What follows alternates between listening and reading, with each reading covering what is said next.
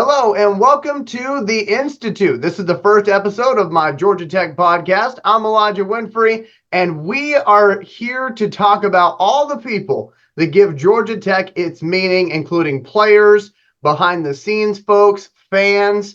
And today, because it is the first episode, I thought it would be appropriate to bring on the player who made me a Georgia Tech Yellow Jackets fan. He wore number 1, so it's also appropriate that, he's the first player we talked to. He just so happens to be third in passing yards in Georgia Tech history.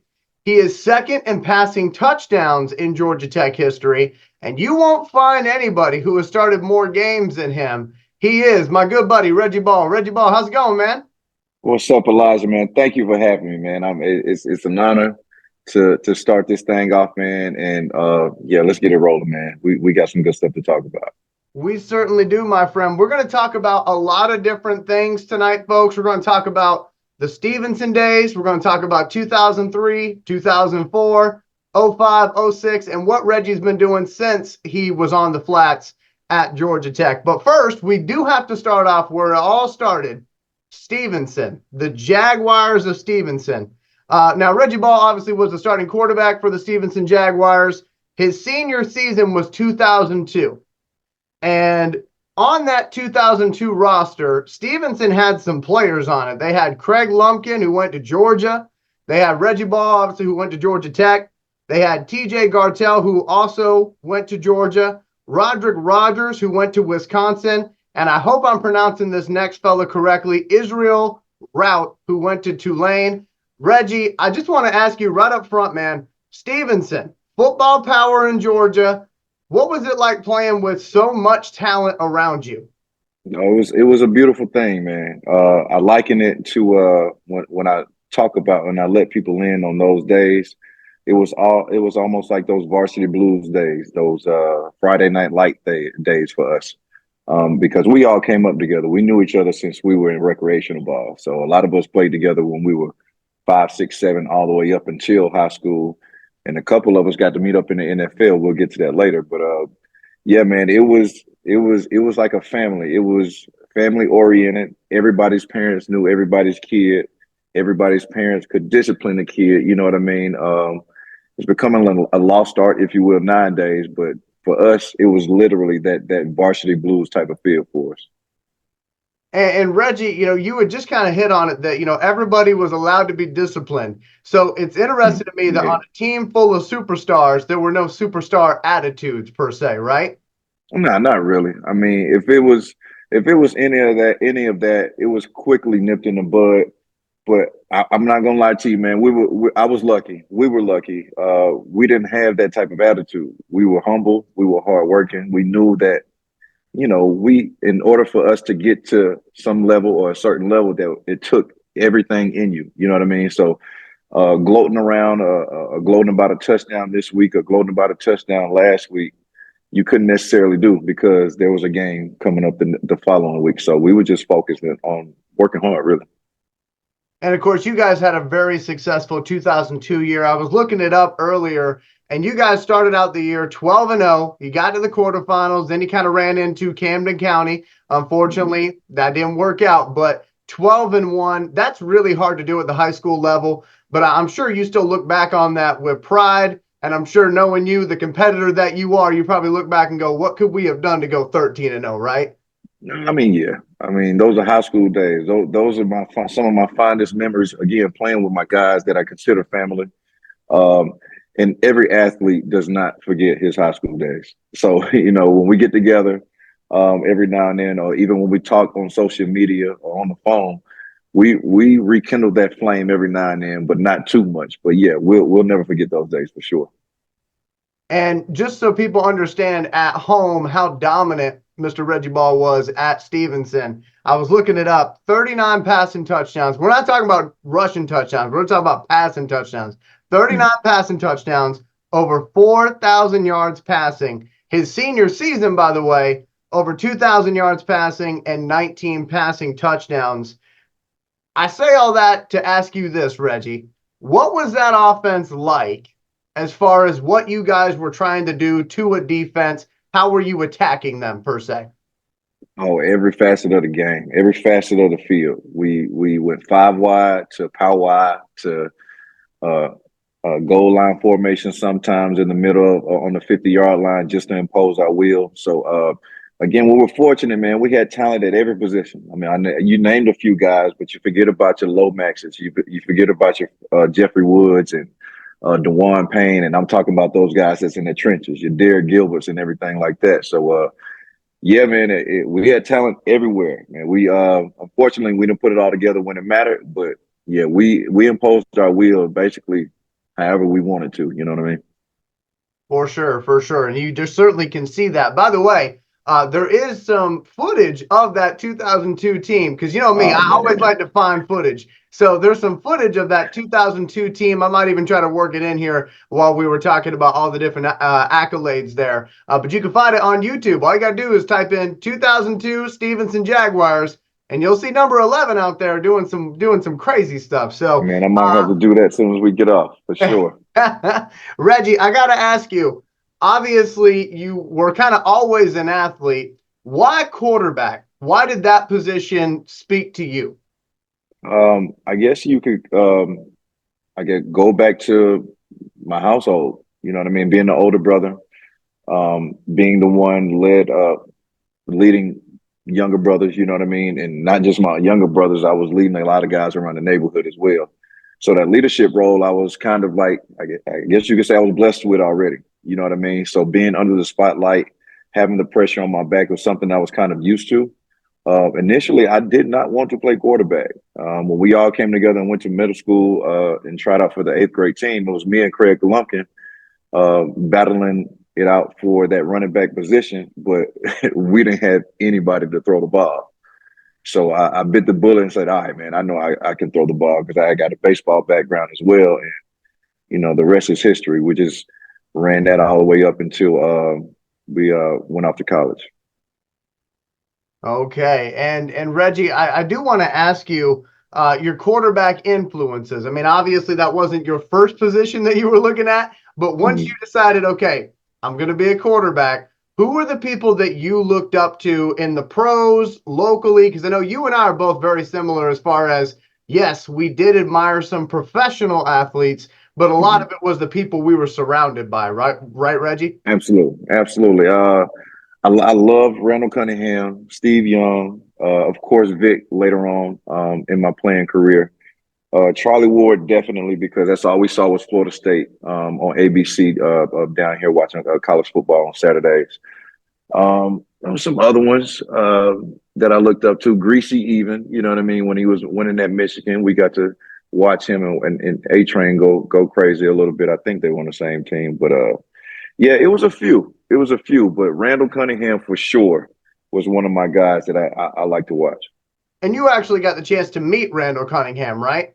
Yeah, came down. They were actually playing in a Georgia Dome, and they actually beat the Falcons, surprisingly enough, right?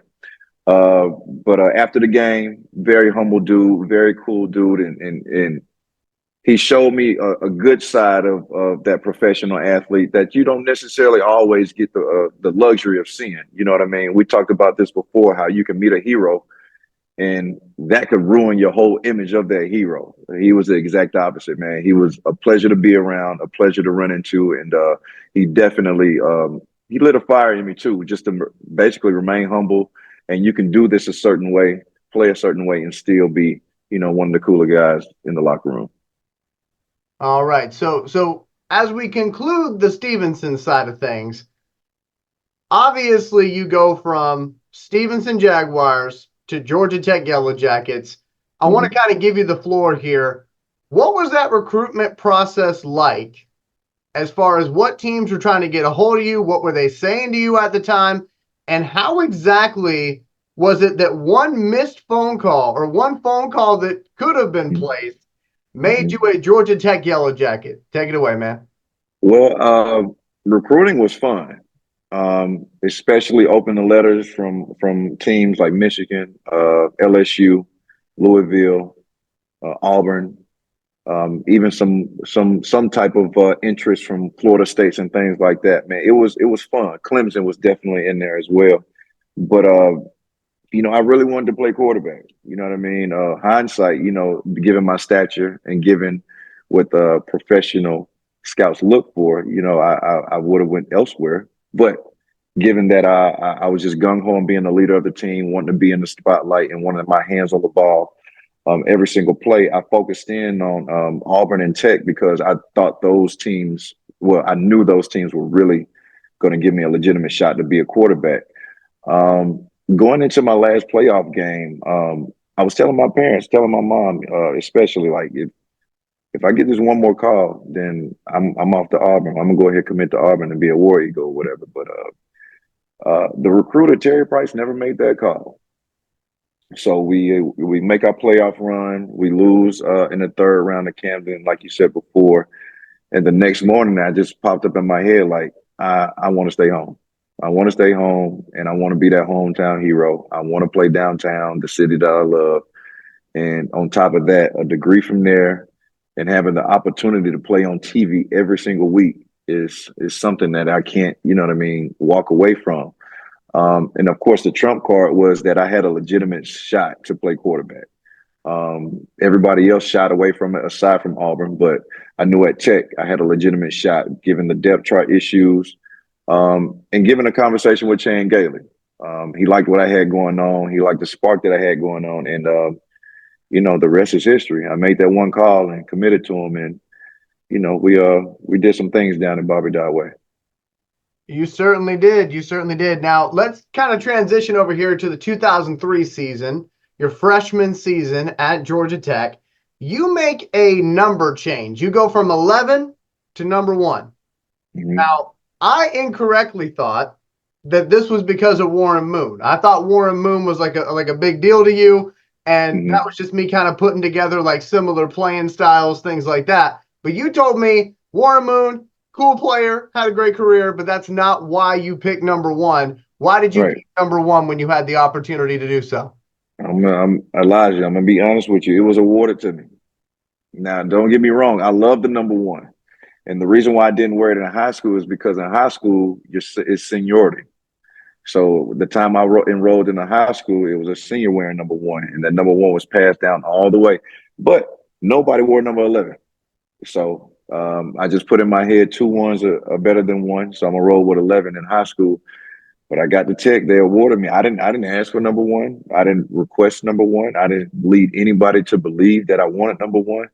But lo and behold, when I walk in the locker, I could see Reggie Ball on that number 1 locker, and it was a surprise, but a pleasant surprise to me, and I damn sure wasn't gonna give it up. So no other influences, or anything like that. It was just the way it was supposed to be. And of course, you are a firstborn, and all you ever needed was 1. And I do remember you telling me that there was a high school teammate that you really cared about. That number 1, right? Yeah, he actually, again, the tight-knit family and community that we had, he was actually in the recreational league that I was in over at Redan Park as well. His name was Tony Tiller. He wore number 1 all the way up, and he was a guy that I kind of like idolized. You get the older guys in the neighborhood and the older guys in the rec park that stand out, that are good athletes and actually are good players. He was like my childhood idol, you know what I mean, for a very long time. So for me to get that number 1, it just symbolized a lot, you know what I mean? Of course, I can give you a lot of plays on that number. Being the firstborn, I only want 1 shot. It only takes 1 fan, you know what I mean? But again, it was just meant to be, man. And I damn sure wasn't gonna, chance giving that number away. I totally get that. And it's funny that you had the number 11 in high school because I didn't realize that till I was doing the research for the interview. I thought you always wore number 1. And the number that I wore when I played semi-professional football was number 11 because I was born on 11/11. So I was like, that's pretty cool. And I'm a firstborn as well. So I'm like, hey, I can relate to that. And you were talking earlier about some of your influences as far as like people around you, not always a professional athlete, but people around you. I know for me, when I was starting to get into football, I was living in Georgia at the time. So I was hearing about like Tyler Horn out of Noonan or Kassan Flakes out of Lovejoy, or Okay. Alex Mortensen out of Landmark Christian in Fairburn. Okay. So a lot of those players for me, I hold them in very high regard because when I was reading about Reggie Ball and the AJC, I was also. About them to see how they did. That's good company. So That's good yeah. company.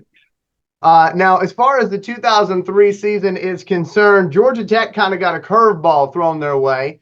May 16th, 2003, 10 players are declared ineligible, including the leading rusher from the season before. Mm-hmm.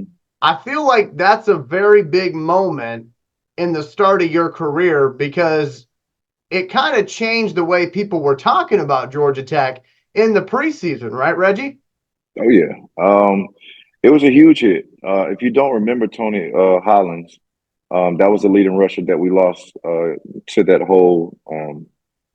I guess it wasn't a scandal, but those players in the midst of those players being dismissed, Tony Hollins was definitely, I think, the most important guy.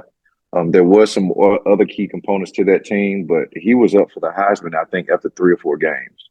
You know what I mean? So that's what type of player he was. He was actually tearing it up.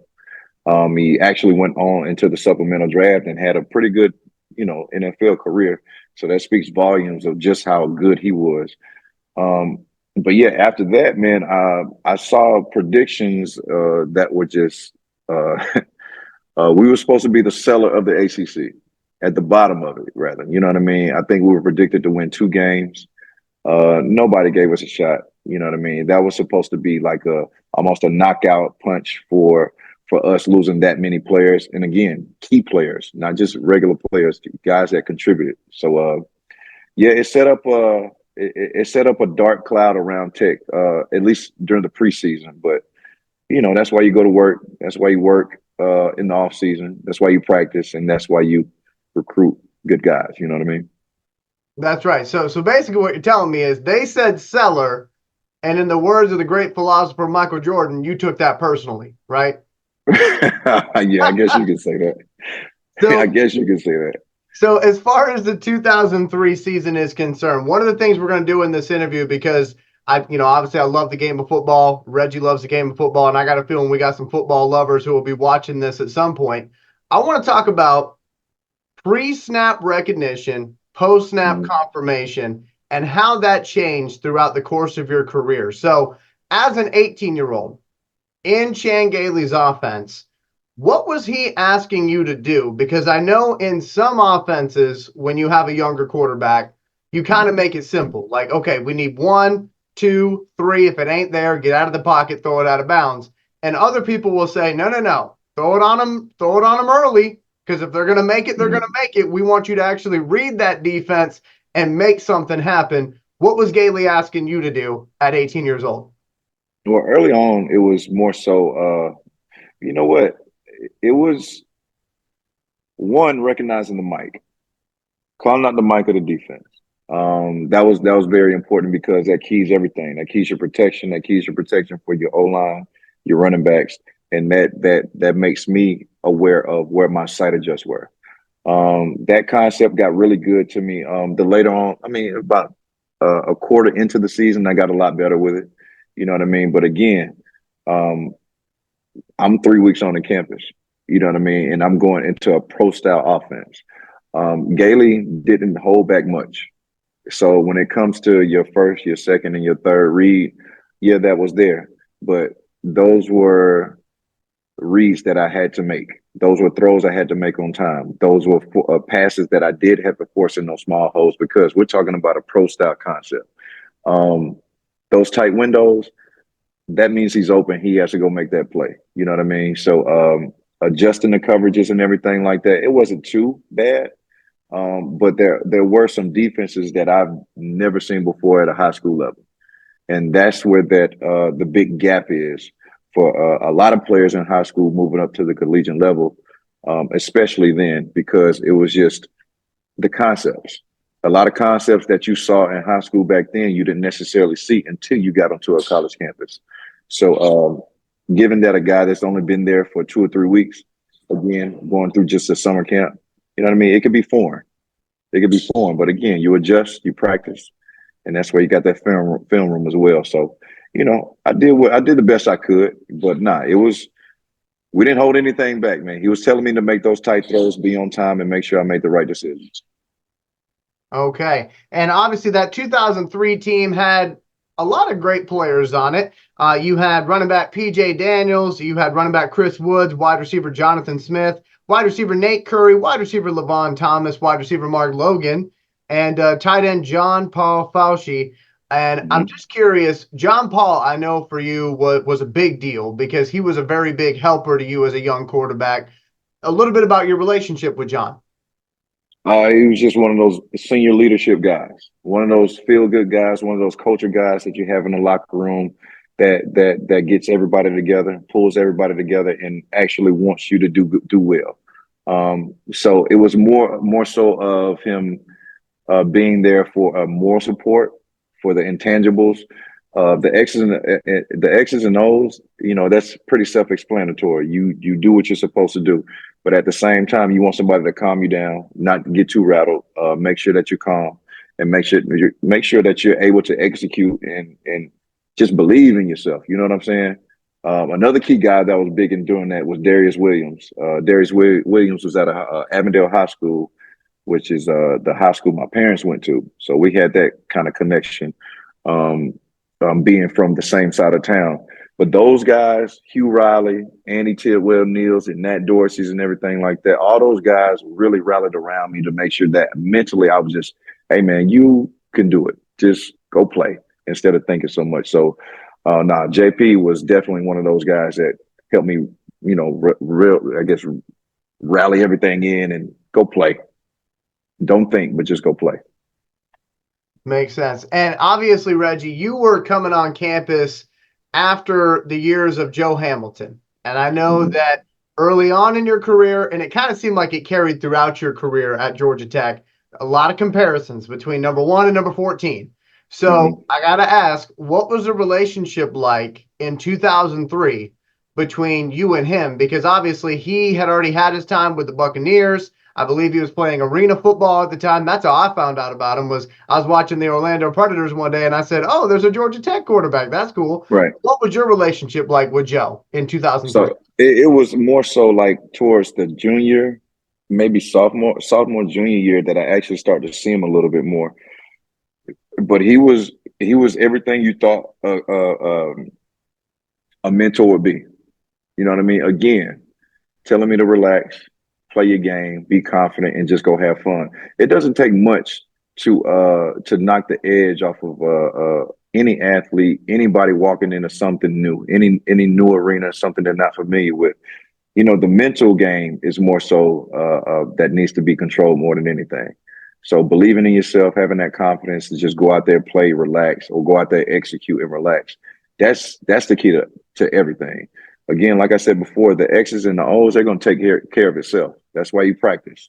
That's why you take that playbook home. That's why you go crazy in the film room. You know what I mean? But as far as just relaxing and believing in yourself, man, it takes a community and good people around you to ensure that you're doing that. And Joe definitely helped me out with that. Now, Reggie, you had just said a few minutes ago that you were 3 weeks on campus. You hadn't been there very long. And Mm-hmm. I believe at the time, people thought you weren't going to be starting because you had AJ Suggs there, you had Demarius Bilbo there. You know who was in front of you. But when you found out they Mm-hmm. were no longer in front of you and that you were going to be the starting quarterback, how did that happen? Because I feel like that must have been one of the best days of your life, right? Yeah, I guess Elijah, I'm gonna be honest with you, and I hope it doesn't sound too arrogant, but it I didn't see it any other way.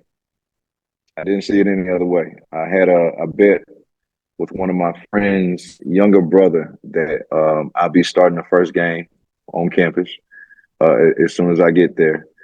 And he still to this day owes me a boatload of money. But of course, we make these facetious bets, not knowing that it's going to come true. But it definitely came true.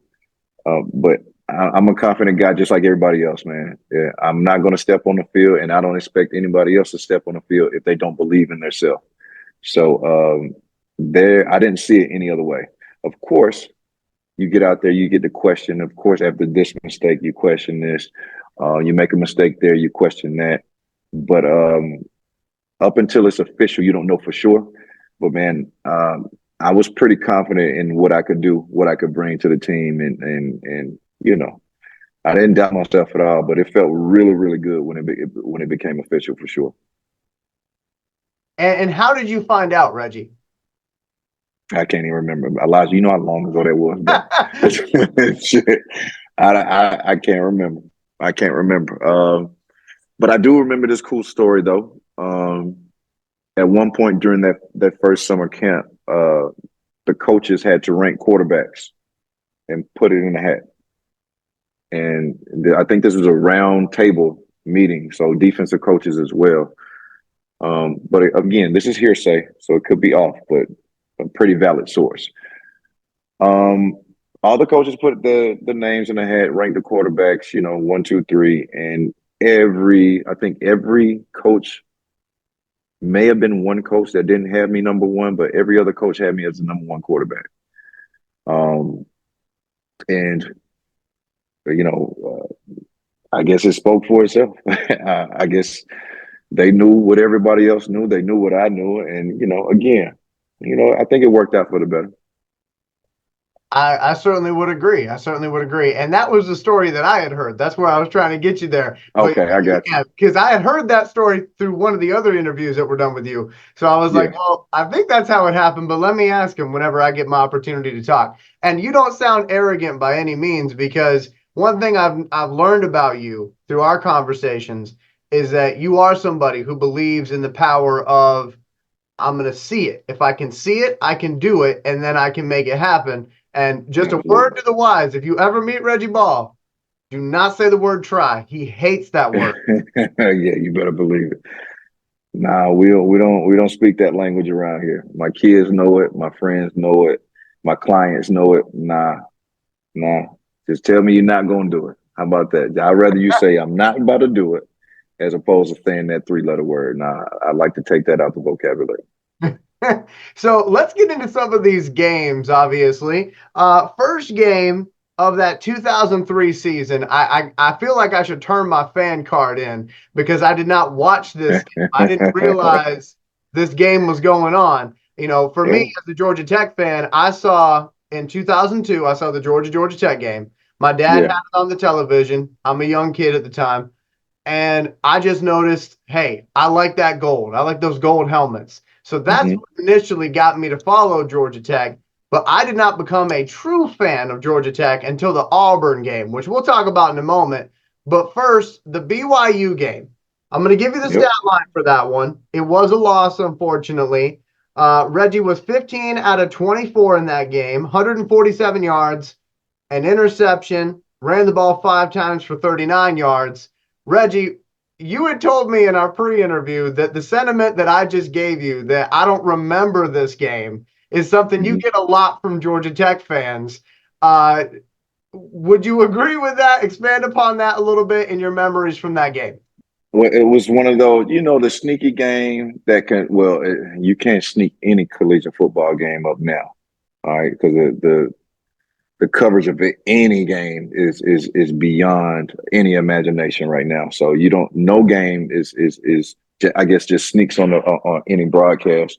But that was the first game of the year, so that kicked off the college season. And Thursday night games weren't necessarily pubbed as much as they are now.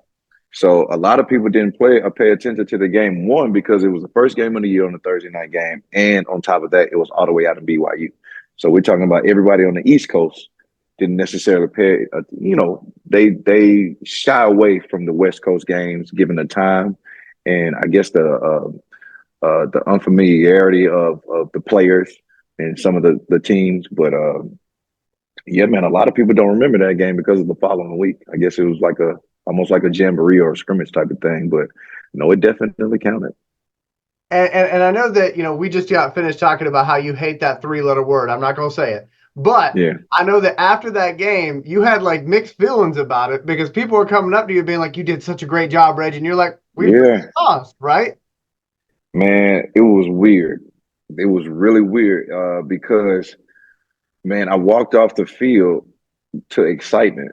like literally the fans that did travel, they were excited. They were showing a lot of love. Um, my phone calls were ringing, going crazy. I was getting a lot of love, and I'm like, we lost the game. You know what I mean? Right. But again, that's any competitor. You know, you don't want any moral victories or anything like that. But yeah, it was weird to see, you know, the excitement, but at the same time, you know, you understood where it was coming from. But at the end of the day, you know, you as a competitor, you want to win the game no matter what. And of course, the next week you certainly did win that game. Of course, it happened to be Auburn coming to town. Bobby Dodd Mhm. just had that new renovation done. It was 55,000 people there, all screaming and everything. And Right. that's a big game for you because, as you said earlier, you were one phone call away from going to play Yeah, that was one I took personal a little bit. I guess you can use that MJ quote for that one for sure. Um, Definitely didn't shy away from hollering, you know, that recruit's name out, Mr. Price. Make sure that he understood that. I mean, I was one phone call away. I think I said it in the post game interview with whoever was commentating for ABC at the time. But I know Keith Jackson called that game too. The legendary Keith Jackson called that game, which was pretty cool.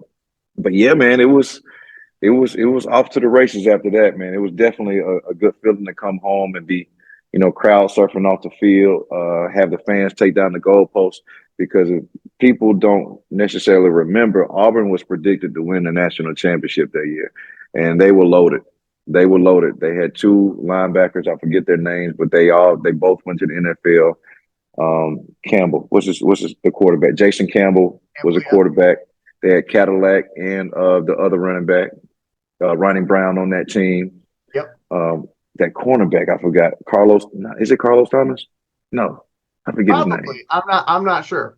Number 14. I forget his name. But they had studs all over the field, Mhm. to say the least. And you know, I guess the prediction wasn't too far off because the following year I think they shared, or the following year I think they shared the national championship.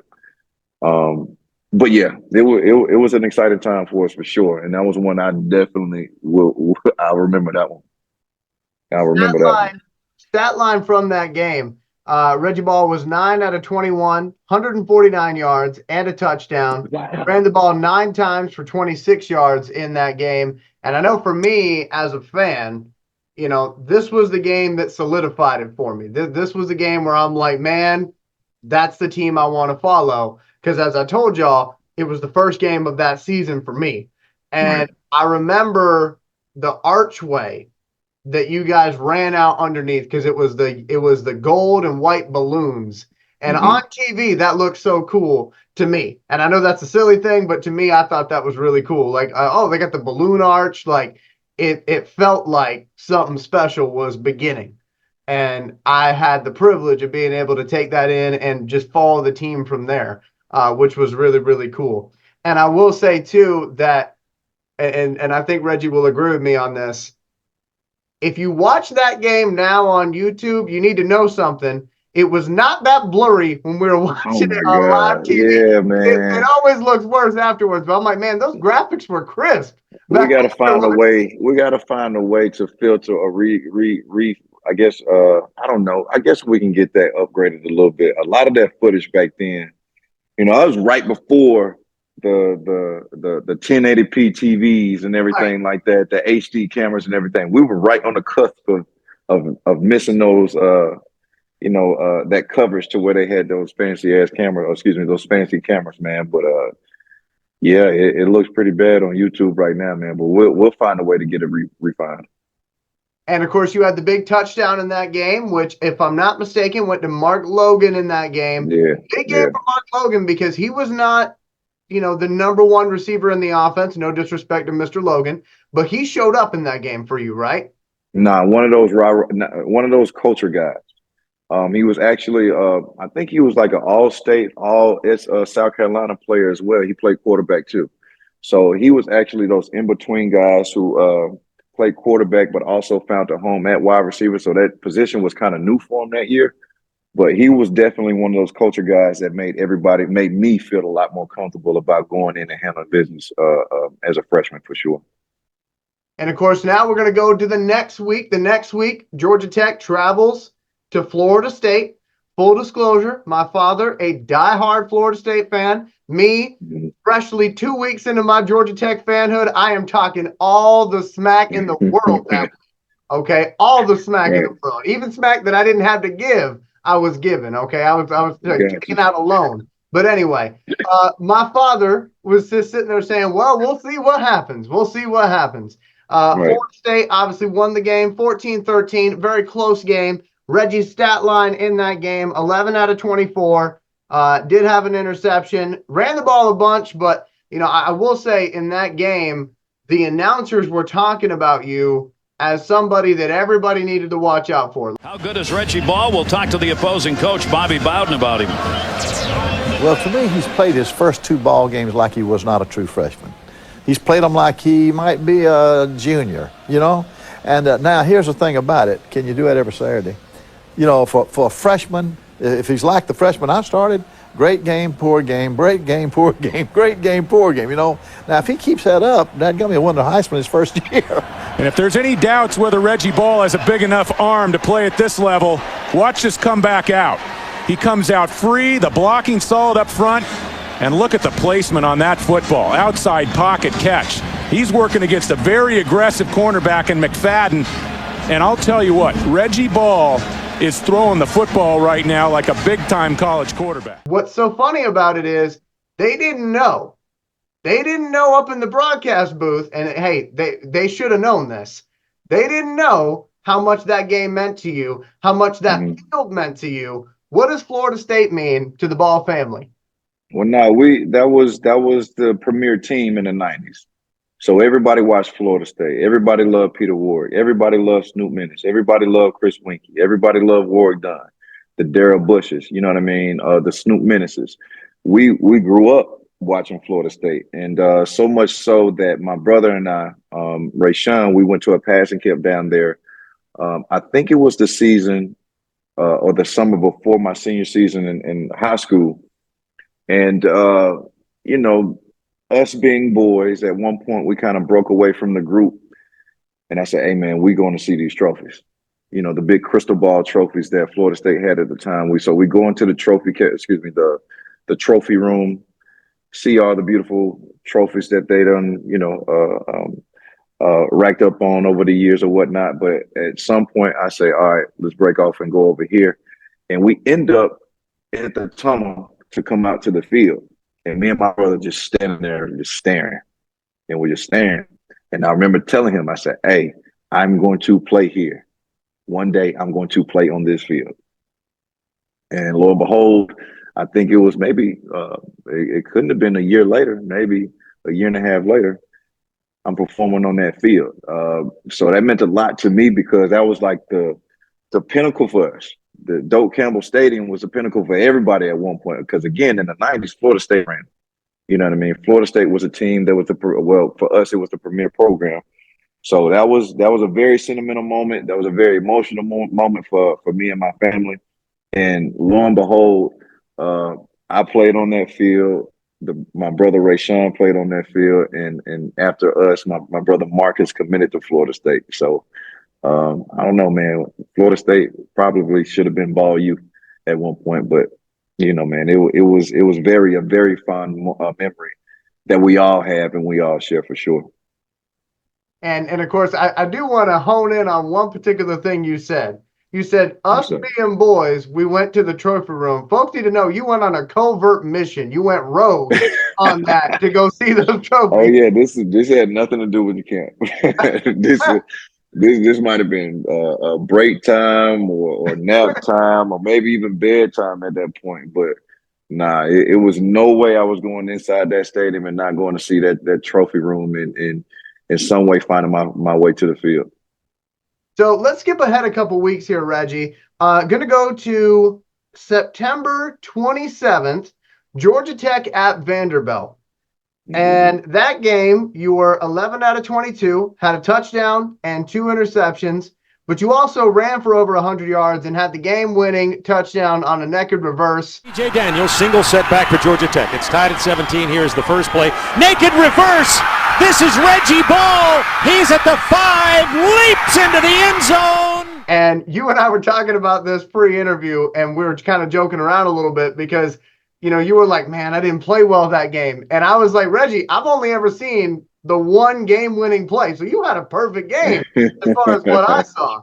But tell me a little bit about that playing Vanderbilt and getting that win in overtime as a freshman.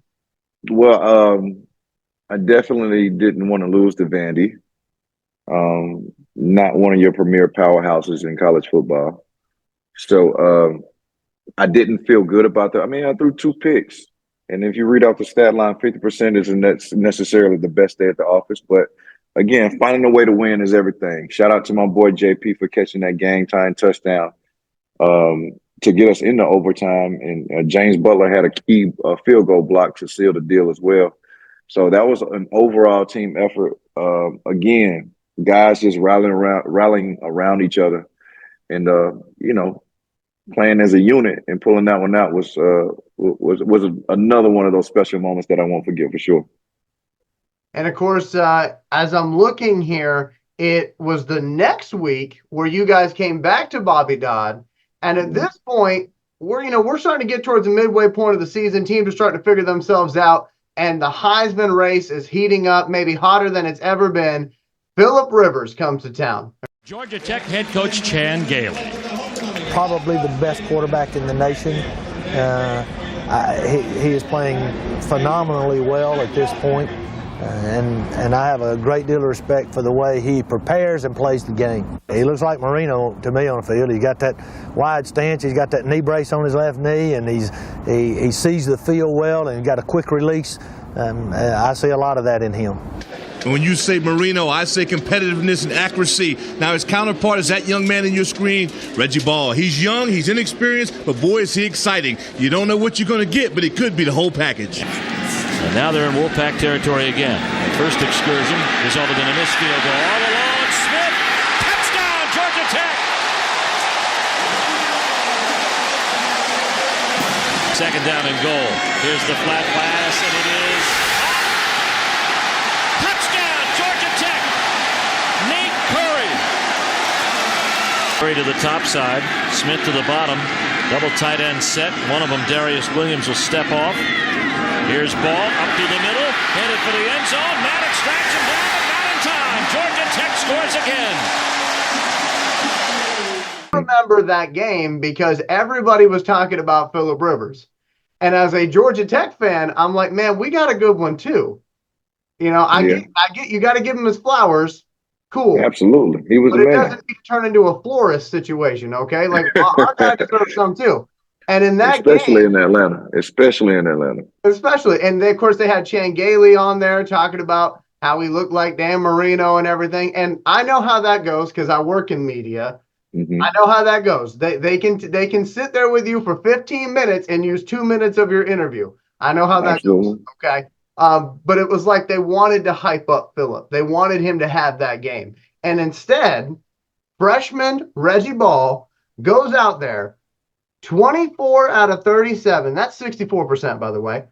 283 yards, 2 touchdowns through the air, also added the touchdown on the ground, where literally, if you watch the play, you just put somebody in the ground, like you just right to the helmet.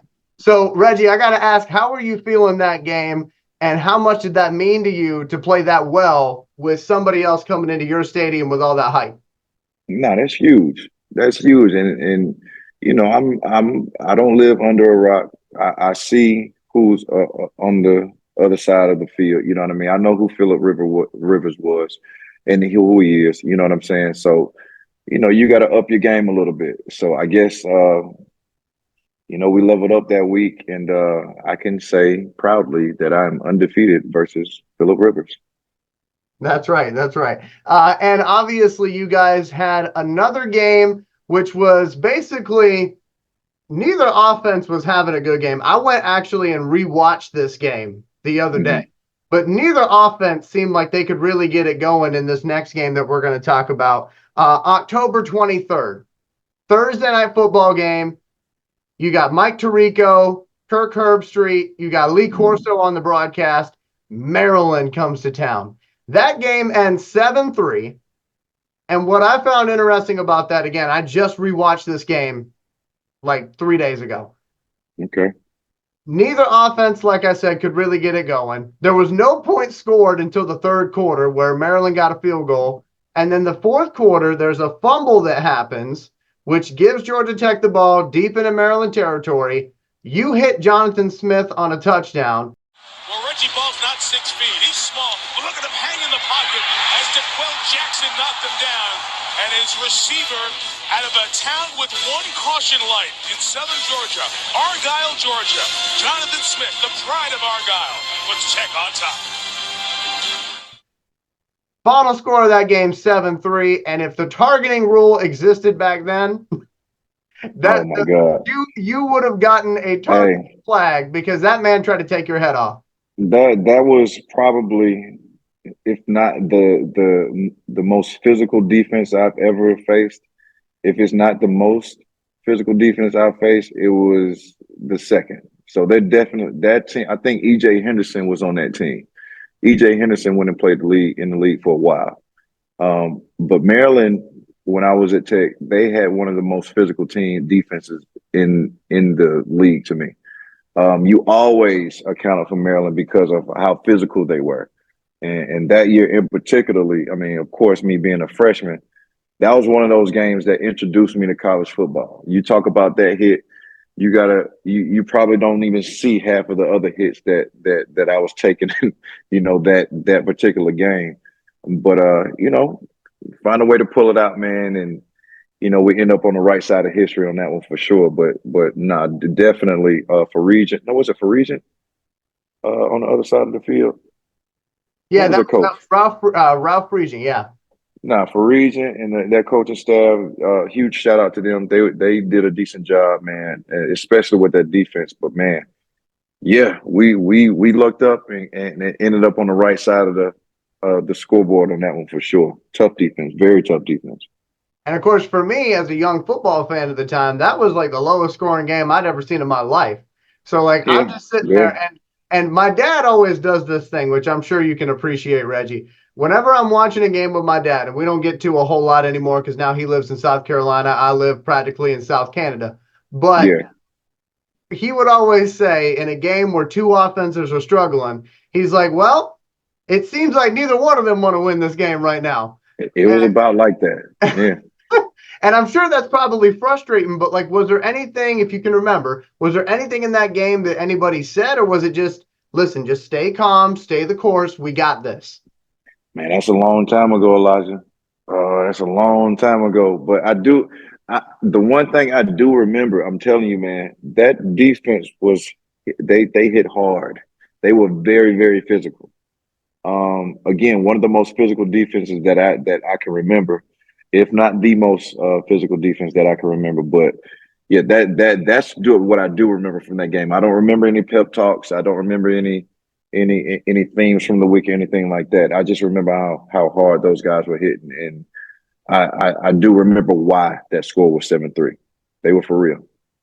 And of course, the next week, we're not going to spend a lot of time on this one, but you and I talked about this in the pre-interview, and I had to share this story because it's about my grandfather. So my grandfather, which is how a lot of Tech fans know me, obviously that whole situation, but my grandfather was always somebody who liked to poke fun, right? He liked to get his shots in where he could. He was also a Tech fan. I want to make that very clear before I say what I'm about to say. But y'all got to remember, I'm very young, all right? I don't know when to shut up in certain instances, and I'm just a Tech fan, okay? I got raw, pure Tech power, okay? That's what's going through my veins in 2003. So I'm seeing on the schedule that Duke is coming up. And I go around my house that entire week, and I said, ain't no problem. Everybody beats Duke. Everybody beats Duke. That's what I kept saying. Now, I did not watch the game. I cannot find footage of the game, probably because I don't know, probably buried behind Bobby Dodd. But that game didn't go well for us. We all know that. My grandfather comes up to me with the AJC, He slaps it down in front of me and goes, "I thought you said everybody beats Duke." And I read the headline and my heart just dropped. But from what I understand, you had a similar feeling, right, Reggie? Yeah, man. I mean, I know I mentioned not losing to Vanderbilt earlier, but Duke was kind of in the same category. And this is not to I guess pile on Duke or their program or anything like that. But I mean, let's just be honest. I think they were 0-36 versus ACC opponents before that game. They didn't have a stellar record in recent memory before that game. They were not known for what they're known for now. They're actually a decent program. They're doing decent things up there now. But it was the exact opposite when I was playing. So, and I had family travel up, you know what I mean? So it was a pretty big letdown for the team, the program, and for myself to break that 30-game losing streak versus ACC opponents. But, you know, at some point, you know, you gotta just move on. And I was pretty mad. I was the guy or the quarterback of the team that broke that abysmal record. But yeah, let's move on from that one quickly, Elijah. And hey, I can certainly do that because they didn't get you guys again. They didn't get you guys again. The rest of the time you were there, you were 3-1.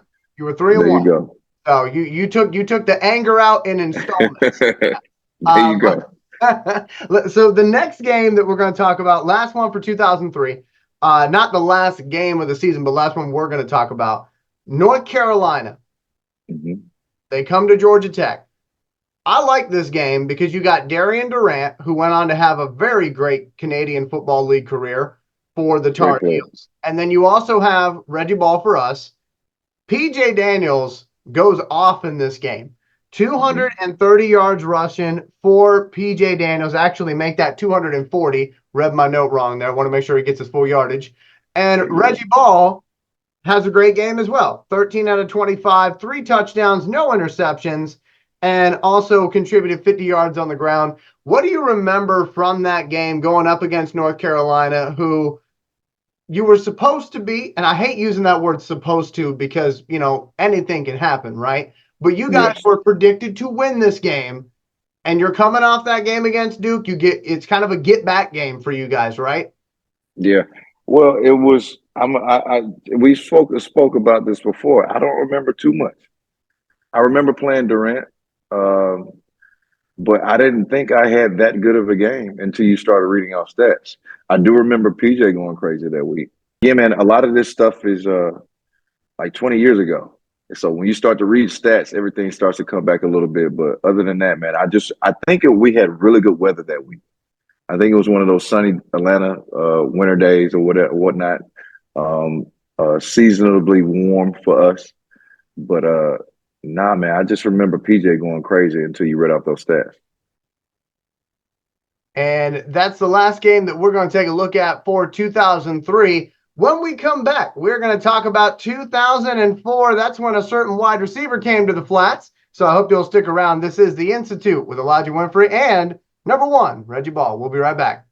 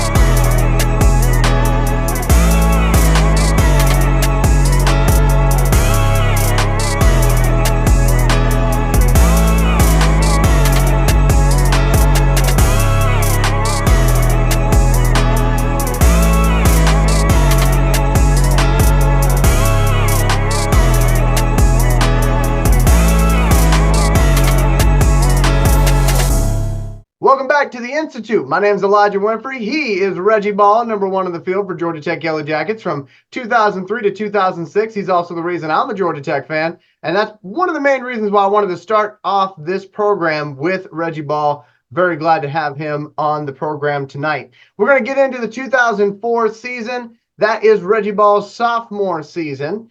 And for Georgia Tech, that year's squad, and I'm only highlighting a couple players. Remember, it takes a whole team to get it done. But I'm going to highlight a couple of the big names for us fans out there to kind of remind you. The 2004 team had P.J. Daniels, Rashawn Grant, Chris Woods, Calvin Johnson, Nate Curry, and Levon Thomas.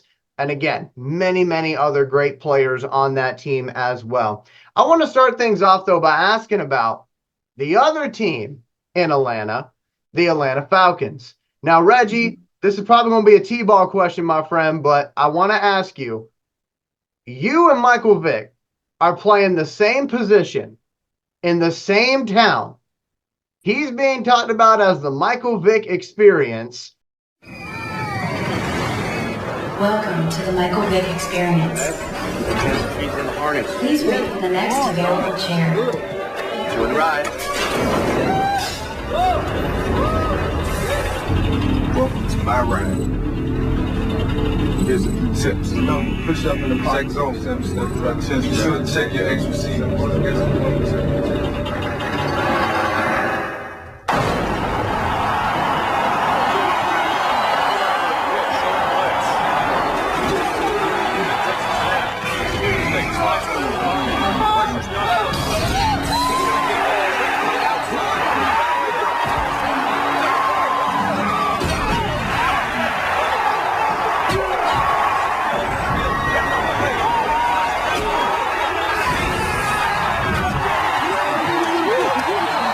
That's not in the playbook, but it should be.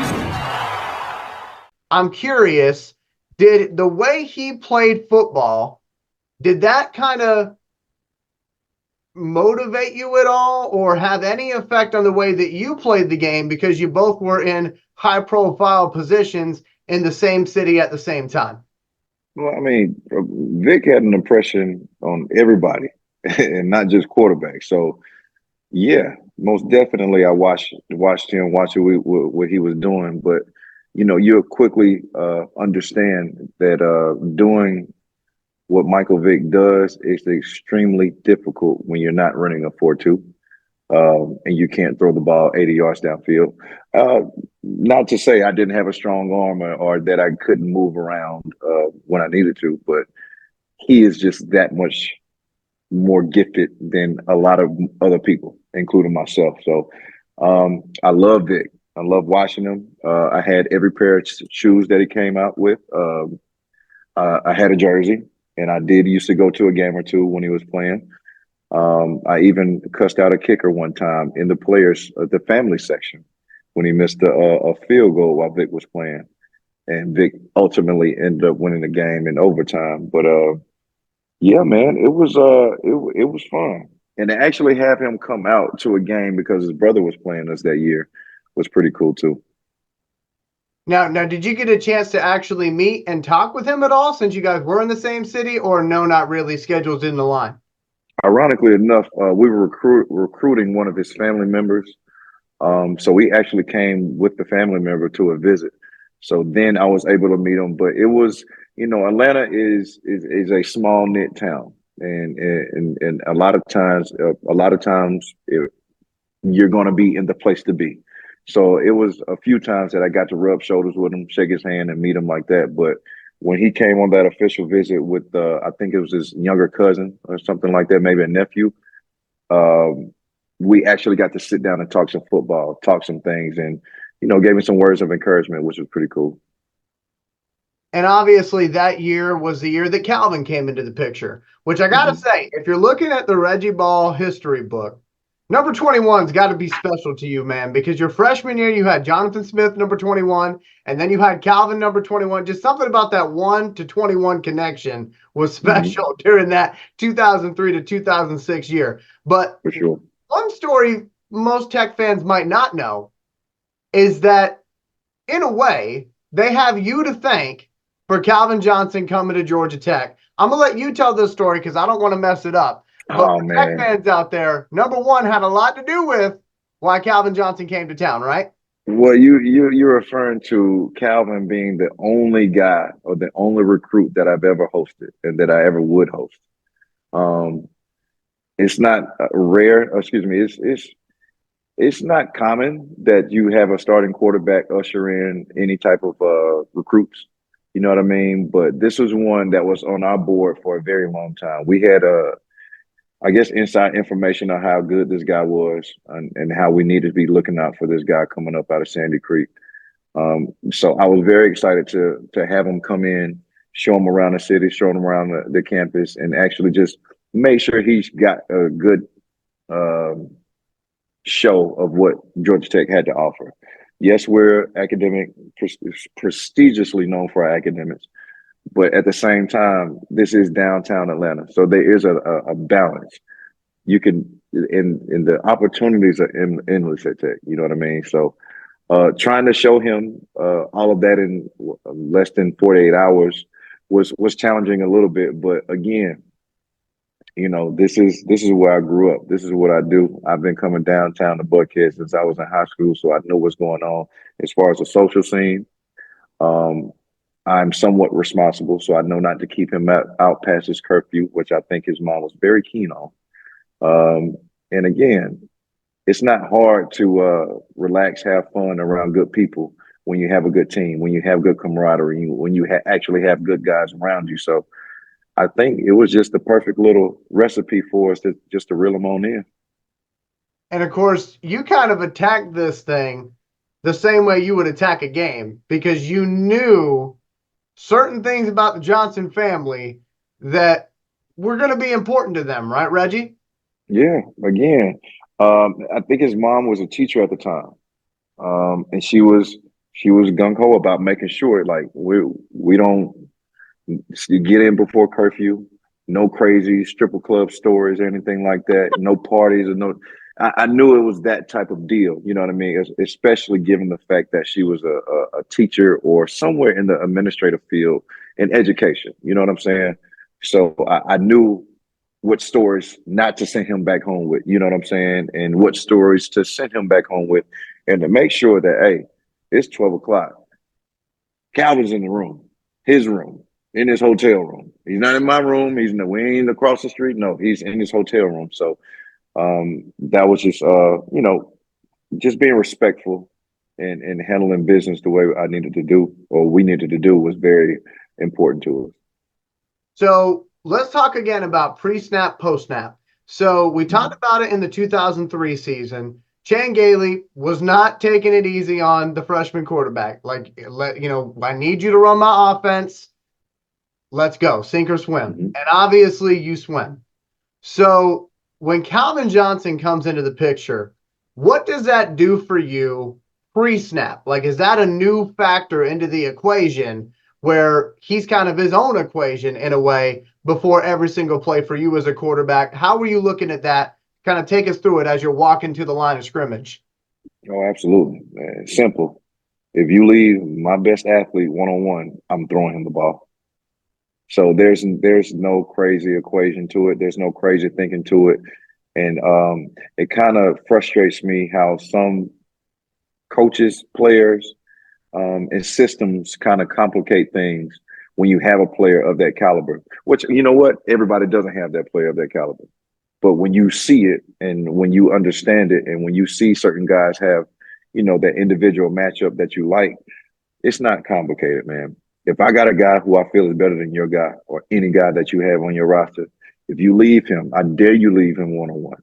And when you do, I'm going to make you pay for it. So it was that simple. So he definitely opened it up, the offense for us, whether you had to cater to him or you didn't, dictated what I was going to do, dictated what we were going to do. You know what I mean? So very helpful to say the least. You know what I mean? But Calvin did what he was supposed to do for sure.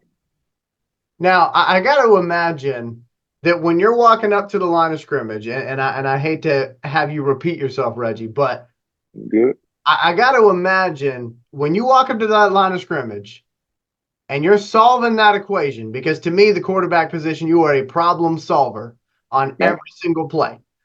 I got to imagine there were some situations where you had to hide the smile a little bit when you're looking at it and you're going, are they really doing? They might want to take a timeout right now because they are not ready for what's about to happen, right?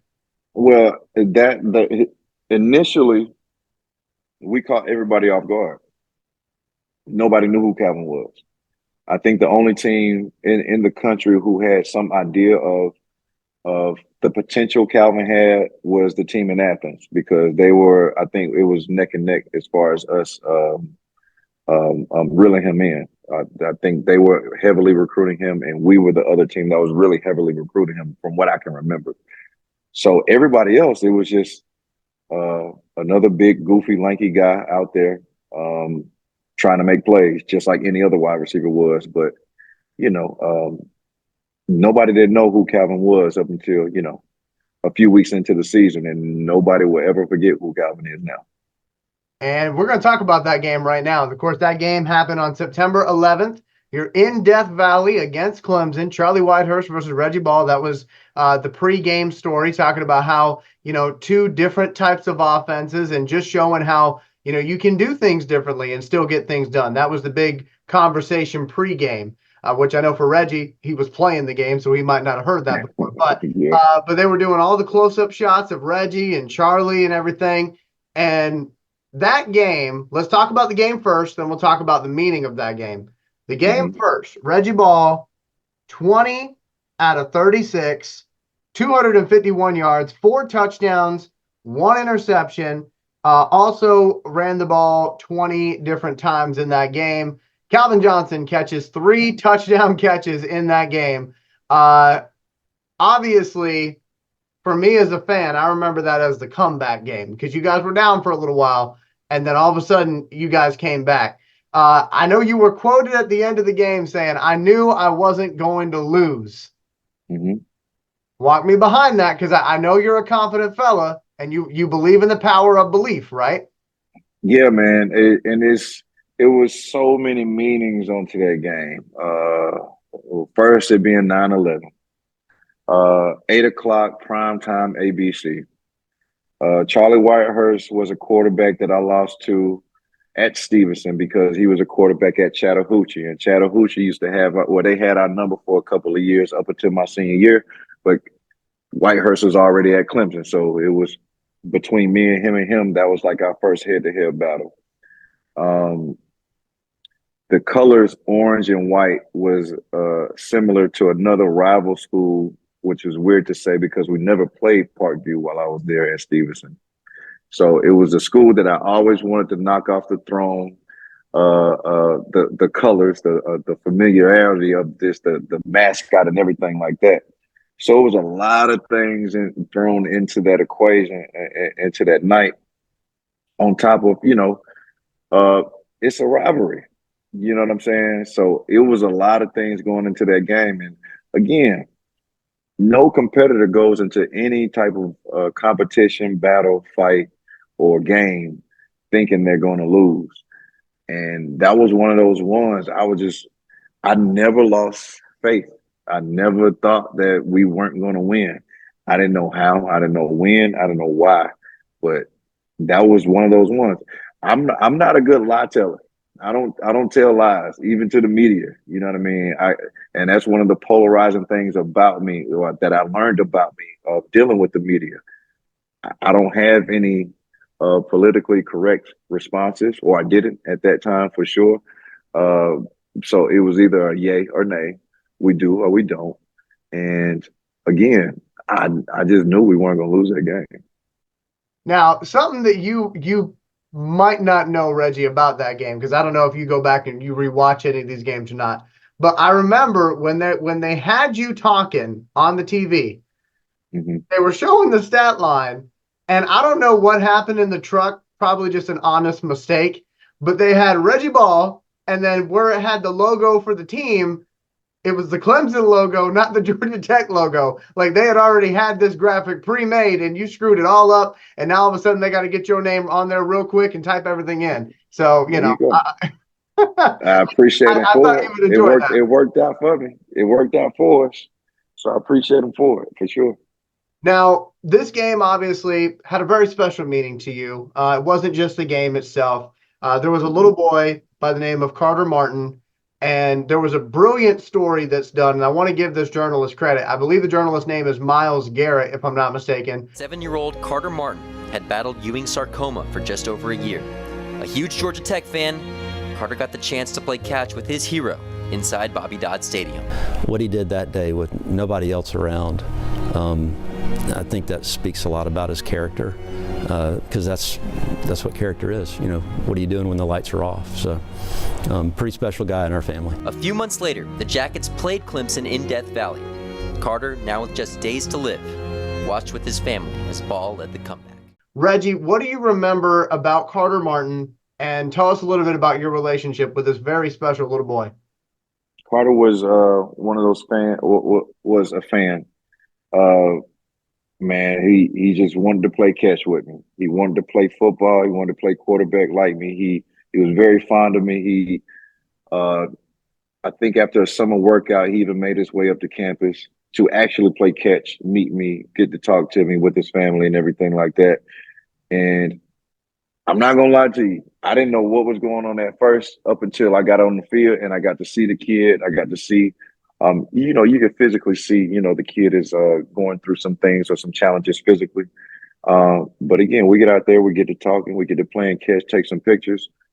And little did I know, this guy probably had one of the best days of his life, just going out there playing catch with me, of all people. You know what I'm saying? So during that game, Carter was actually listening. I don't think he could watch the game. I think he was actually listening to the game, but I could be wrong.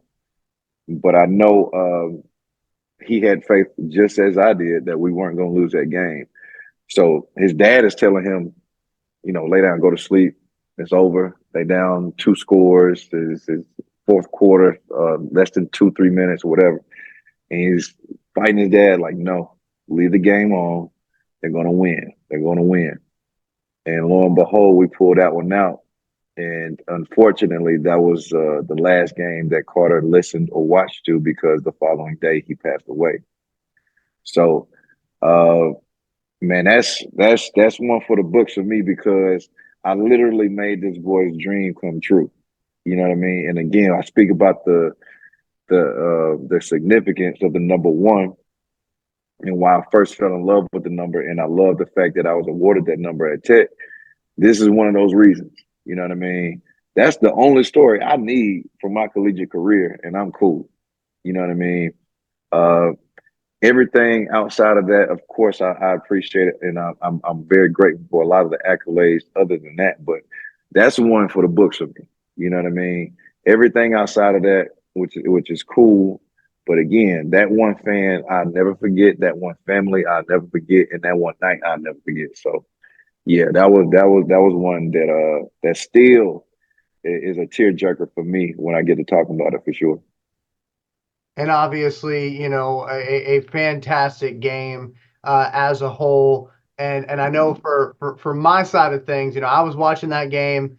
If I'm not mistaken, I think I was in Florida at the time, because I moved around a lot as a kid.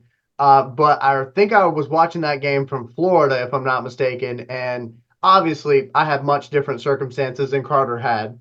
But for me, that was a game that kind of taught me something, because again, I'm still a young football fan at the time. So that taught me that it maybe is not ever really over until it's double zeros, triple zeros. So for me, that was a special game. And I remember going crazy whenever Calvin caught that ball, because, for me, I'm still learning the rules of the game, right? So I'm thinking, okay, oh no, he only got 1 foot in.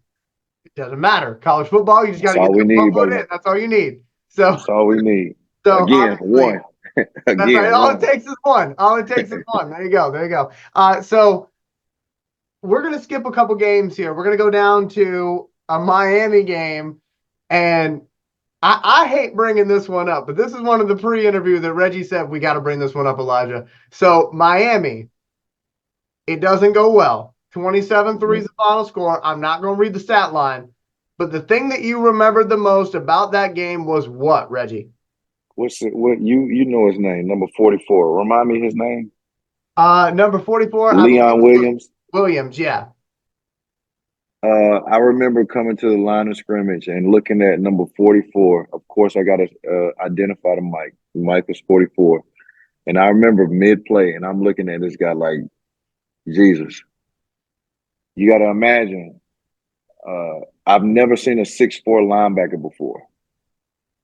And he doesn't look like a 6'4" linebacker, like you think a 6'4" linebacker would look. He's not tall and lanky. He's not tall and goofy looking. This is a well-built machine. Dreadlocks hanging down to his shoulder pads with a mirror visor. And that number 44 is an intimidating number if you wear it right. I just remember saying, damn, we in for a long-ass day today. And lo and behold, that 27-3 showed you just how long that day was. And we got whooped all across the board. It wasn't just me playing bad. It was O-line playing bad. Calvin got his ass handed to him by Amari Rowe. Was it? No, Centrail. Which one? Which Rowe was that? Number 6, Antrell Rowe. Antrell Rowe was going crazy on the corner that week. That was just one of those learning experiences, I think, for everybody across the board, because that was the first time we played Miami, and Miami was coming off of one of those runs to where they were kind of doing that Miami thing and playing like Miami was known for playing, and they just brought it to us that day. But I knew, looking at number 44, I can't remember what snap it was, but I remember looking up and was like, man, yeah, all right, one of them days. Feeling like Carrie Underwood in that song, Jesus Take the Wheel. Here we go. Pretty much. But you know what, though? It gets better in 2005. We'll get there. But I do want to double back to a story I heard in the Clemson game. And I want to get some clarity on this, Reggie, because I copied this because I was told this is what you did. So I need to know, was I looking like a fool in 2004 whenever I would look in the mirror and I would have a pair of socks and I would be practicing throwing the ball? Because during the Clemson game, they said that Patrick Nix wanted to help make sure balls weren't deflected at the line of scrimmage. So he told you to get a pair of socks and to practice changing the release point on your footballs. So was I looking like an idiot sitting in my bathroom in front of my mirror all those times doing that, or was that a real story? Nah, that's not. I don't know if I was doing that pregame, but I was doing that all the time. So doing this, and you'll see C.J. Stroud right now. If you watch C.J. Stroud's warm-up regimen, he swings a stick like he's playing baseball to stay tight and compact in his throwing motion. He shoots a basketball to change that release point and also emphasize the flick of the wrist. And he does a lot of other things that helps any quarterback just manipulate whatever throwing motion, manipulate whatever window he has, and take advantage of it. So no, I was definitely throwing socks up into the basket like that. I was throwing a tennis ball up into the air. But again, we were working on everything. That's your follow through with your wrist, but also, yes, trying to get the ball and change that throwing motion and change that release point to kind of make it a little more difficult for guys to, get their hands up and deflect the pass. Okay, so that makes me feel better, and I appreciate you. You're good. You good. I was doing that. My dad also had me with the tennis ball, not throwing the tennis ball in the air, but my dad would always tell me, grab a tennis ball, hold it as hard as you can for as long as you can. Stop for a couple seconds, do it again. That way you got a good grip on the ball. That was what my dad always taught me to do. So that's old school right there. So as far as this season is concerned, we now get to a game where you're going on the road to NC State. This is November 6th at NC State. In that game, Reggie Ball was 9 out of 27, 2 touchdowns, 3 interceptions from what I have here on my chart, 7 attempts for 19 yards. This game, though, is remembered for a certain play. It's called the catch, where Calvin Johnson went horizontal. Oh, yeah, that game. Like Spider-Man and pulled the thing in. Now, Reggie, there's been a lot of talk from the entire Georgia Tech community, and I know your haters love this play. So what do the haters need to know as far as what actually happened on this play? Because it seems like they focus on the catch and not what happened before it, right? That's cool. But if you watch the film, one, that ball should have been picked or Calvin should have been decapitated because the safety, I guess he read that play and he broke on the ball perfectly. So, and two, the ball was tipped at the line, but thankfully so, because one, it saved another pick from being recorded on my stat line, and it also saved one of the greatest receivers of all time for getting his head knocked off. So again, to be clear, that ball was very much so tipped at the line of scrimmage. Thankfully so, but again, I always tell people, man, the nose of the ball was pointing straight up when Calvin's hand palms the ball. And people may have different opinions on how well I played the position of quarterback, but I can assure you I'm not that bad to where I can release a ball and have the nose of the ball pointing straight up. So, to clarify that catch, hell of a catch, one for the ages, but the ball was tipped at the line of scrimmage. Okay, so that was not a play you were working on all week. Like, Calvin, I'm going to the worst ball of my life. And I need you to go I'm trying to get you a highlight play. ESPN top 10. Nah, that's not one I could draw up for sure. Nah, I'm not drawing that one up anytime. So we're going to skip a couple games here. We're going to go down to December 21st. This is a big one for me personally as well. Champ Sports Bowl. You guys are taking on Syracuse down in Orlando. Reggie Ball should remember this one because he was the MVP of that game. Reggie Ball went 12 out of 19, 207 yards passing, 2 touchdowns, 1 interception, also contributed 38 yards on the ground and another touchdown as well. You were just having all sorts of touchdowns that game, Reggie. What do you remember about that game? I know for me, I got a whole story in of itself, but I'm going to wait till you go first. Nah, it was just a good week. It was a good week. I think the team, we kind of gelled a little bit and we were coming together. Again, this is my sophomore year. Very up and down season.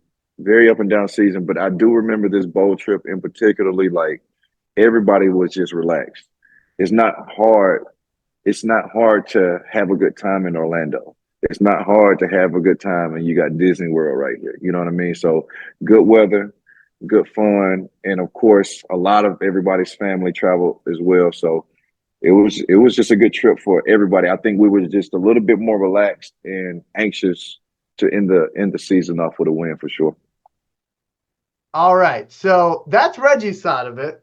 My side of it, I like to affectionately call the adventures of Cornbread and Little Jiffy. So here's the deal. My father played semi-professional football. He played for the Orange County Falcons. They had their practices in Orlando, and they got to play a preseason game at the Citrus Bowl. So this happened to be, I want to say, a month, maybe 2 months after Reggie and Georgia Tech beat the heck out of Syracuse, okay? So I'm excited because I'm on the same field that Reggie and Calvin were on. I'm also excited because I get to see my dad play on this field. And funny story, because Reggie mentioned it earlier. This is going to sound like a really weird callback, but forgive me. Reggie talked about no stripper party stories, right?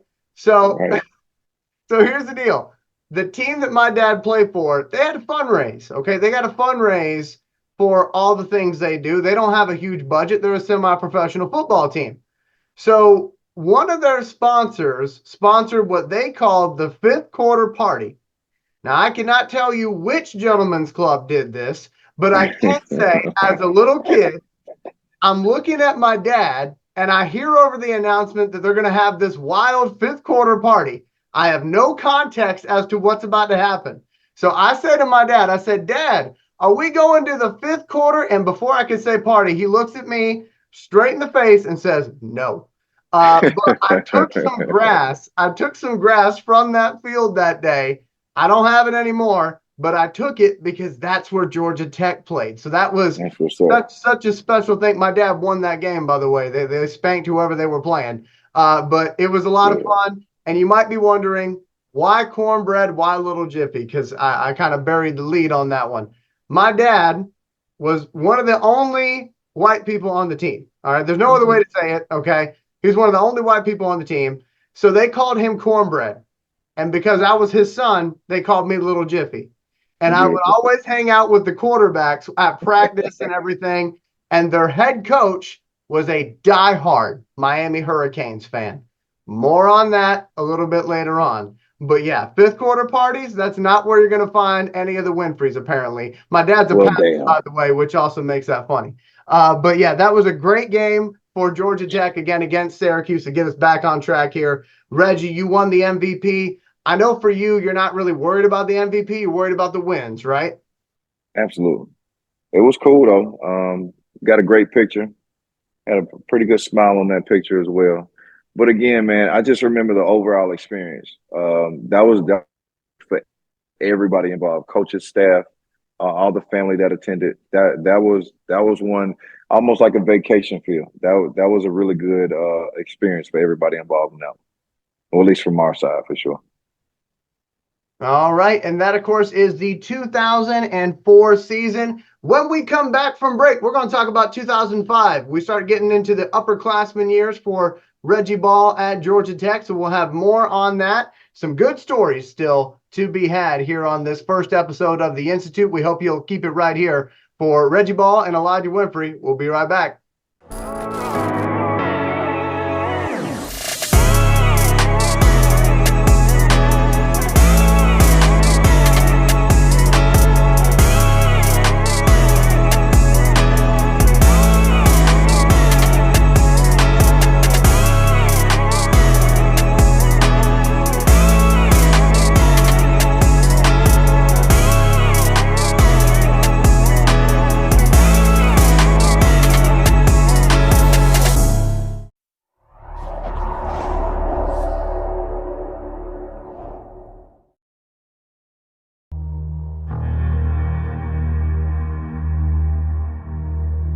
The rules state that if somebody wants to ascend to the top of the food chain, they must take out all others who are in their way. What if I told you your brother is involved in a very dangerous game? I wouldn't be shocked. Do you know where he is?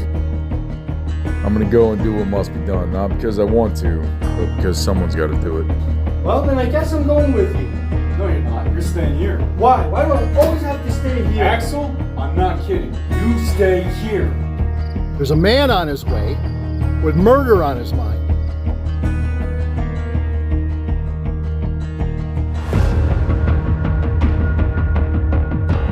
Think about Elizabeth. You have a daughter.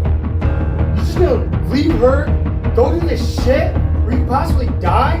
What about her? You know her to grow up in a world without her father? Billy made his bed, and we have to trust that he's going to make the right choices.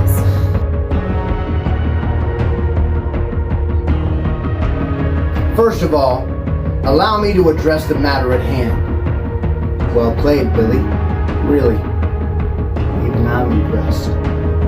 However, I regret to inform you that this, all of this and all of its glory, this is where your journey ends.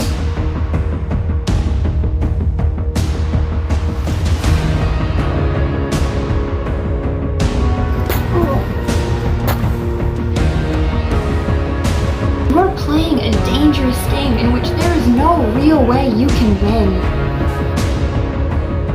Then stop!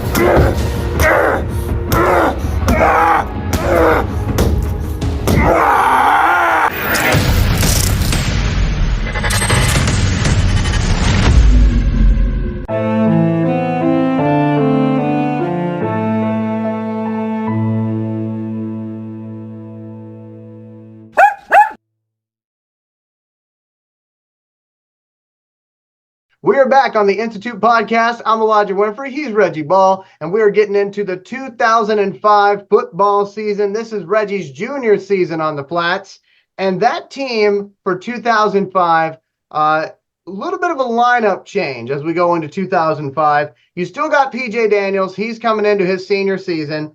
Now you got Tashard Choice. We're going to talk about Tashard here in a moment. You also got Calvin Johnson, Demarius Bilbo, James Johnson, Chris Dunlap, and a slew of other great players as well. Again, I'm just giving you some highlights so you can remember that team and who we're talking about here. Because I will say, and this is just a side note, it cracks me up how I hear about Calvin Johnson a lot. Love Calvin Johnson. He's the reason, him and Reggie are the reason why I'm a Detroit Lions fan. So I got a lot to be excited about this season. But what's funny about it is when I hear about Calvin, people who don't really pay attention will say, I can't believe he did so well in the triple option offense. Oh, my goodness. I'm like, he didn't play in the triple option offense, people. I got nothing Those against that people are letting offense. you know where they are. They letting you know where they are. Exactly. So that's why I'm reminding y'all. Okay, we were not running triple I formation, or I should say triple option formation, during the Reggie Ball days. That was not happening. So let's get into 2005. I told you we were going to talk about Tashard Choice. Tashard and you already had a relationship prior to him coming to Georgia Tech. So I want you to tell me a little bit about that and your feelings about finding out he's coming to Georgia Tech. Now, being Tashard, we spoke about my recreational career per se. But me and Tashard, we would meet. He played in Riverdale. I played at Redan, but we will always meet in those semifinal and final games. I think for 2 straight years, might have been 2 or 3 years to where we had like epic battles between Riverdale and Redan. We'll be the only 2 undefeated or 2 of the undefeated teams in the league. And they'll beat us 6-0. I think they beat us 6-0 twice before they demolished us in this championship game one year. But yeah, that's how we met. We were some of the only guys on the team with a visor. We were the premier guys on our team. I was still playing a little quarterback back then. Tashard was a big running back, a stud for his team back then as well. So we were very familiar with each other. But fast forward to I think we went to the Battle of the Bands on an off week, and I run into Tashard in the crowd, and he told me first that, hey man, I may be coming to join you. I may be coming to help you out. And I'm like, what the hell are you talking about? But fast forward, we're talking a little bit more about it, but he was like, just, you'll see, basically, giving me a hint of some things that may happen. But fast forward to one day I see him in the locker room. He was like, I told you.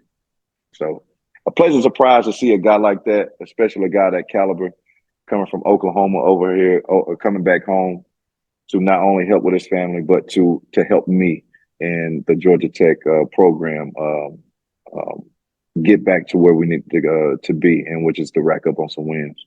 But pleasant surprise. But yeah, me and Tashard still keep in contact to this day. So really good friend of mine. Now, you and I were talking pre-interview. Obviously for me, I remember PJ very fondly. I remember Tashard very fondly as well. But I feel like those 2 players, and we did talk about this, were very different from each other personality-wise, because it seemed like PJ was like always positive about everything he's doing. And that's not to say that Tashard is negative, but I felt like Tashard was taking it out on people every single run. Like he wanted to go out there and inflict pain in a way, legally, but inflict pain in a way. Would you agree with that statement, Reggie? Absolutely. We were some of the most talkative guys on the field, to say the least, when we were on the field together. And me and him had a lot of fun playing. But that was kind of similar to both of our playing styles. Very into the game, very physical. We wanted to impose will. Of course, I couldn't do that all the time playing quarterback, but he was an extension of my mentality as a football player, just wanting to win, willing to do anything to win, and definitely no matter whether we win or lose, you could definitely going to know that you played against me or him or us. You know what I mean?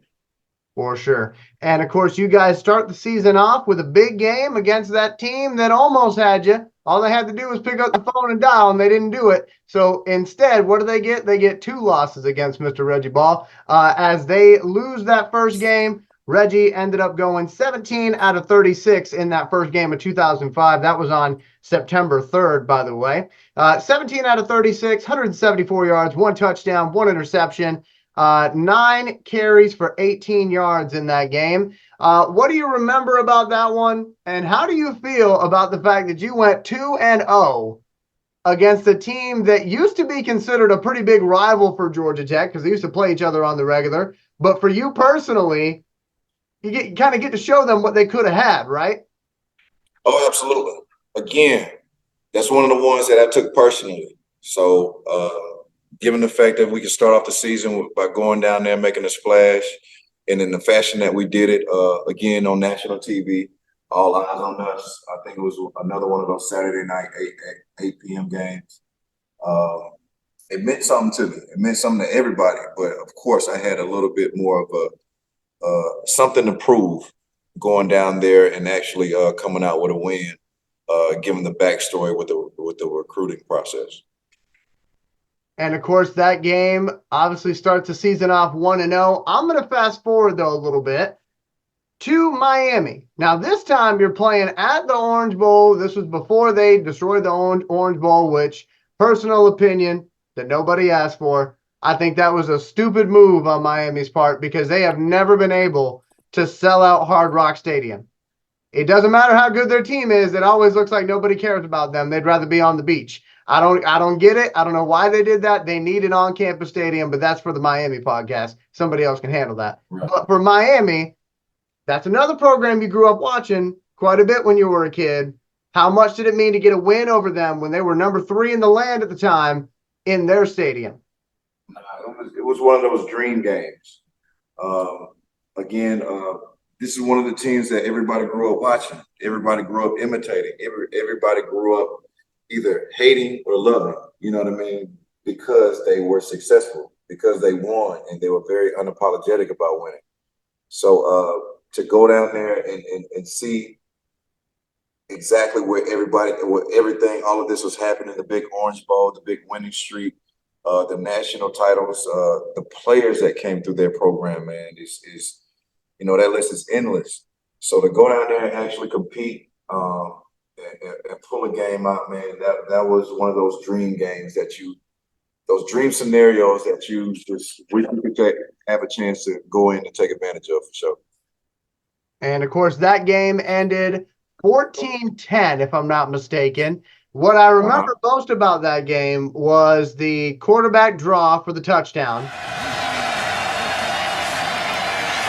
Quarterback draw, 15, 10, 5, touchdown Reggie Ball, and Georgia Tech goes back on top. 16 yards as Kenny Phillips had a shot at him and could not make the tackle. And anytime you run the quarterback run, you're going to have to get a great block from your tailback. He's going to go through and block Marcus Maxey, 24. I'm talking about Desard Choice. Right now, he becomes the lead blocker. It kind of is out of the screen right there, but excellent call. And again, Reggie Ball, last year hurt him with the quarterback run. That's the first time tonight, Ron. Trying to make it a 4-point ball game, Travis Bell.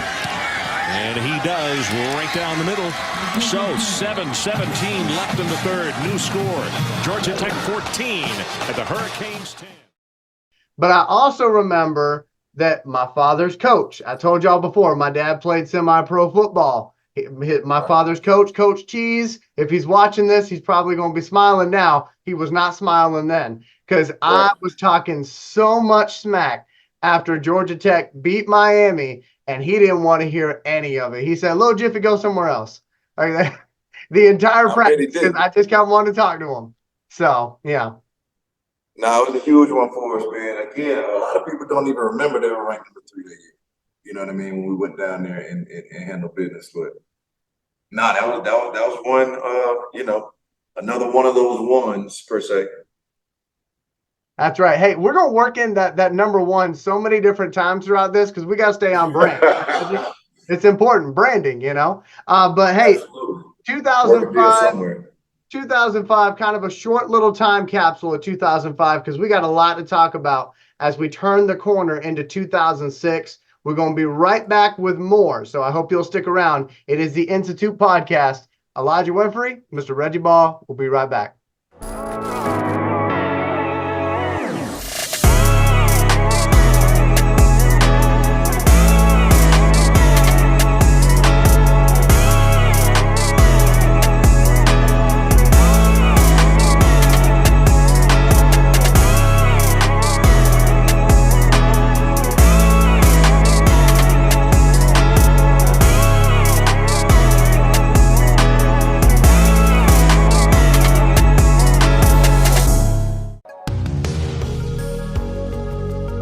got at best is a hobby. A hobby, by the way, that my daughter is funding. That was her choice. I've never asked her to. I want you a block over in case he needs help. Got it, Captain. Oh, you want us to go now? Yes, now, before I lose my shit. Come on, my team really needs this. Sounds like your team needs a better leader. Good job, Jonesy. I'll take it from here. Sir, do you know who we are? Idiots? Look, I'm not here to harm you. I just want to talk. Well, I don't feel like talking to you. In order for you to be the man that my daughter needs, you would literally have to change everything about yourself. I'm not leaving your daughter, and I don't want you as my enemy. Anything I want? Anything. They don't want our first best. Hell, they don't even want our second best. They just need 4 warm bodies to help them patrol. Because of the shit assignment, I told them no. 4 warm bodies? Okay, so clearly you want to send Jonah. But here's the problem. Jonah's one person. They need 4. Mr. Poe, you underestimate me. He's got a crew.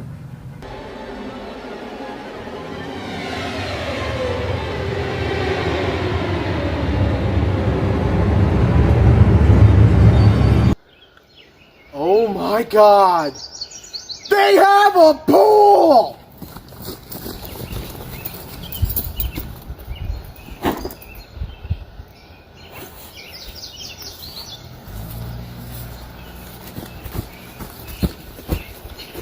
Rami, get the bag.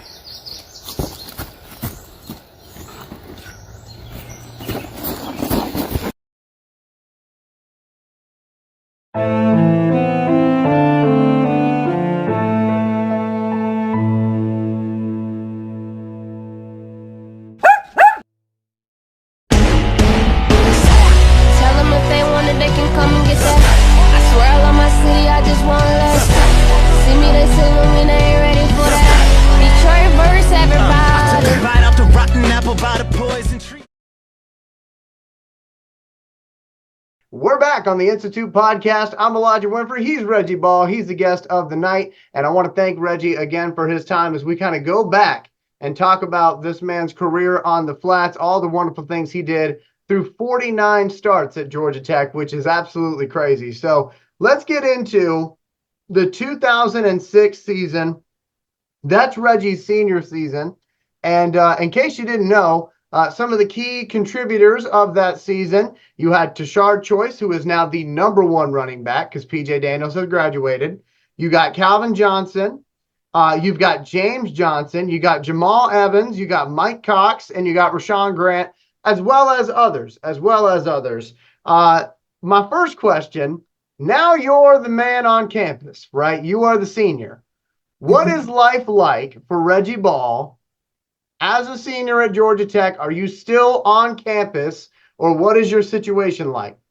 No, I'm still on campus. Coach Gailey did a pretty good job of, he had some valid attempts to make sure I stayed 10 toes down and make sure I stayed humble. So being on campus was one of those tools that he used just to make sure I didn't get out and be too distracted about any outside factors or anything like that. So, being a 4-year starter at that point, or a 3-year starter before my senior season, it kind of like molded me into making sure or expecting what's coming my way. The expectations and the pressure was already there. I was already used to it. So it was just one last hurrah, man, to go ahead and make some noise and trying to win a whole bunch of games.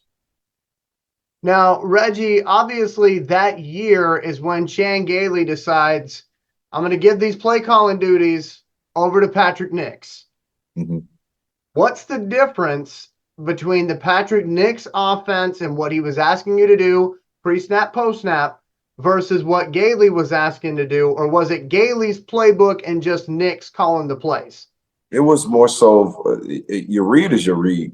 Reading a defense, identifying what's hot, what's not, your sight adjusting, everything, that doesn't change necessarily. And it didn't change from Gailey to Nix. the type of plays change, you know what I'm saying? Being more of an option, not option, but a zone read type of run game, being out of the gun majority of the time, which we kind of dabbled into my junior year. So it wasn't necessarily just a fresh start, but the reads pretty much the same. The plays are a bit different that kind of catered towards the I guess the athletic or the mobile quarterback or whatnot. But other than that, man, it was pretty much straightforward, but a little bit more of a more relaxed and catering to my skill set type of offense. Okay. And obviously if Tech fans remember watching those games, you can certainly get what Reggie's saying, because I don't remember seeing a whole lot of under center in that 2006 season. A lot more shotgun, and the offense, in my humble opinion, I'm not going to ask Reggie to agree with this, but in my humble opinion, the offense was a lot more prolific in that 2006 season. Again, I'm not going to put Reggie on the spot like that, but I'm just nodding my head. Let's get to some of the games, though. Let's get to some of the games. September 16th, you guys have got Virginia at home. Now, Reggie, I got to tell you, as a Georgia Tech fan, anytime I see Virginia on the schedule, I get nervous. Just something about that team. It don't matter what the record is. For whatever reason, when they play against Georgia Tech, they seemingly play up and they're a headache to deal with. But y'all beat the heck out of them that night whenever you played them there in Bobby Dodd. You guys were wearing the old 70s uniforms, if I remember correctly. Absolutely. The stat line for you that game, 10 out of 19, 205 yards through the air, 2 touchdowns and no interceptions. You had a touchdown on the ground as well. And I do just want to say to people, if you're looking at Reggie's numbers nowadays, you got to remember something. Because I found this a lot watching your games, Reggie, that you would have rushing yards, but then sometimes you would get sacked. And then that would go against the rushing yards. And so people might be looking at that going, wait a minute now. He ran more than 3 yards. Why do he only have 3 yards rushing? Well, you got to remember that. But anyway, you had 3 touchdowns in that game, 2 through the air, 1 on the ground. What do you remember about that game on, I believe it was Thursday Night Football, if I'm not mistaken? Absolutely. That was one of the reasons why I chose Tech, man. Every week we were on TV. And they already had the schedule out for Thursday night games. Georgia Tech, during my tenure, we had a Thursday night game every single year. You know what I mean? So that's what I remember about that game. One, the throwback uniforms, and that's still one of my favorite jerseys to this day. That old gold jersey with the white helmets, I think that's one of the best combinations that we ever wore. They should do it again. Very electric atmosphere that night. I'm not sure what was special about that night, but other than us playing good, having a marquee matchup, ACC matchup. But we came to play that night, and we put on a good display of just executing. You know what I mean? That was a really good night. One thing that I remember about that season, Reggie, and I'm just kind of curious your thoughts on it as somebody who was actually in the action. From a fan's perspective, I remember that season, every announcer was like foaming at the mouth for when you were going to throw it to Calvin. And I'm just curious, like, how you felt about that. I mean, I know you obviously wanted to get Calvin the ball, but you also want to distribute it to whoever is open on that play, what's best for the team. And I know Calvin would want what's best for the team too. But how are you guys dealing with that? Because it seemed like everybody was like, no, they only need to do one play, just throw it to Calvin. I mean, that was a good play, though. You know what I'm saying? Yeah. So they weren't off base by no means. And again, I didn't make it. I didn't complicate a lot of that stuff, man. From his sophomore year, if you dare to leave him one-on-one, I'm giving him a chance. You know what I'm saying? So of course, during, as we get more experience and we get better familiar with each other and we get even better at just communicating with each other, I'm going to take more advantage of that when the opportunity comes. But you got to think, this is when everybody is finally realizing who Calvin is. Everybody's finally realizing, okay, this guy just is a tall receiver. This guy can run a 4.2, 4.3 40. He can jump out of the stadium, and his hand-eye coordination is second to none. You know what I mean? So everybody starts to finally see what we saw maybe 2.5, 3 years ago. You know what I'm saying? So of course they're going to gravitate to the next big thing. You know what I mean? Which Calvin was. But I'm still going to abide by my rules. You know what I mean? If it's there, cool. But if it's too much attention towards 21, then I know I got other guys on this field that can make some plays, and they practice just like everybody else does. And I expect them to make plays when they're supposed to be made. Yeah, and that's kind of what I was getting at, Reggie, because I know, like, in music, when somebody has a hit song, right, you show up to that concert, you want to hear that hit song. Right. And I know for the bands, they got to be kind of particular about where they put that song on the playlist, because they don't want everybody leaving after the first song. And Gotcha. so I didn't know if it was kind of like that in 2006, where everybody knows how great Calvin is, but hey, why don't you check out some of these other guys too? Like, we're going to distribute it so that everybody gets some love, and most importantly, we win this dang game. I got it to a degree, but at the same time, I mean, Calvin is not small by any means. By any means. So he's one of the biggest guys or bigger guys on the field. He looks the part. I mean, it's hard not to pay attention to a guy that's 6'4", 6'5", and again, who's jumping out of the stadium and one of the fastest guys on the field. So he garnered a lot of attention, but again, you know, other guys on the team, and it is a team sport, you know. Yeah. So when the time calls for it, other guys got to step up and make plays, and they did a pretty good job of doing that. Now, I believe it was actually the next week. Yeah, the next week, you guys, September 30th, go on the road to Virginia Tech. That's another big game for you guys. Reggie, you were 9 out of 16 that game, 2 touchdowns, 2 interceptions, and you also contributed about 30 yards on the ground. What do you remember about that hostile environment? And more importantly, what do you remember about having success against Virginia Tech? Because that was kind of tough sledding a few years prior, right? Yeah, that was one of those personal rematch games for me. My sophomore year, that's when Michael Vick showed up to the game, and we kind of let it slip away at the end. The next year is the game I came back after viral meningitis. I don't know if people remember that. I was hospitalized the week before, and for some dumbass reason, the coaches and myself allowed me to play and get on the field, and I should not have. And we got beat out the frame 51-7. So very rare that you see a team go play back-to-back away games versus the same opponent, but that's the way the deal was worked out, which I really relished in the challenge, because I really wanted to put on display that that 51-7 was not a reflection of me or my team. You know what I'm saying? So to go up there and get that get back was a very lofty goal of mine going into the season. And I got to tell you, man, that's one of the toughest places to play in the country when they are good. Walking out to the Sandman is one of the most incredible scenes in college football. If you have not experienced that personally and you get the chance to, go experience that. That still sends chills up my spine. Remember yelling at Joe Anawai before we walk out the tunnel, because that's how loud the place was. And again, Joe Anawai is standing right next to me.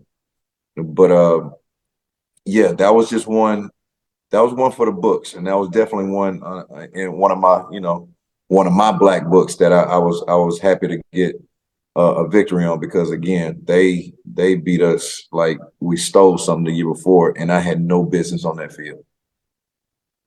And of course, as you said, it was a get-back game. You guys were able to, get that win over there in Blacksburg. Moving down a few weeks here, we're going to go to October 28th, 2006. It's homecoming for Georgia Tech. You guys have Miami once again. Stat line for Reggie in that game, 11 out of 27, 188 yards passing, 2 touchdowns, no interceptions. You also ran the ball 5 times as well, and I believe had a reception in that game, actually. Had a reception in that game for, I think it was 7 yards, for 7 yards. So take me through that one. I know early on it was a struggle, and it almost seemed like you were doomed, but I'm gonna tell you about that after you give me your thoughts. That was I do remember that game because I think that was the first series of that game. They had a sack fumble and they returned it for a touchdown. And any football player knows, you know, especially late in the season, everybody's playing hurt. And this particular season, I had a really, really, really bad ankle sprain. And so much so, I know a lot of people probably wouldn't have played through it. But I don't know, man.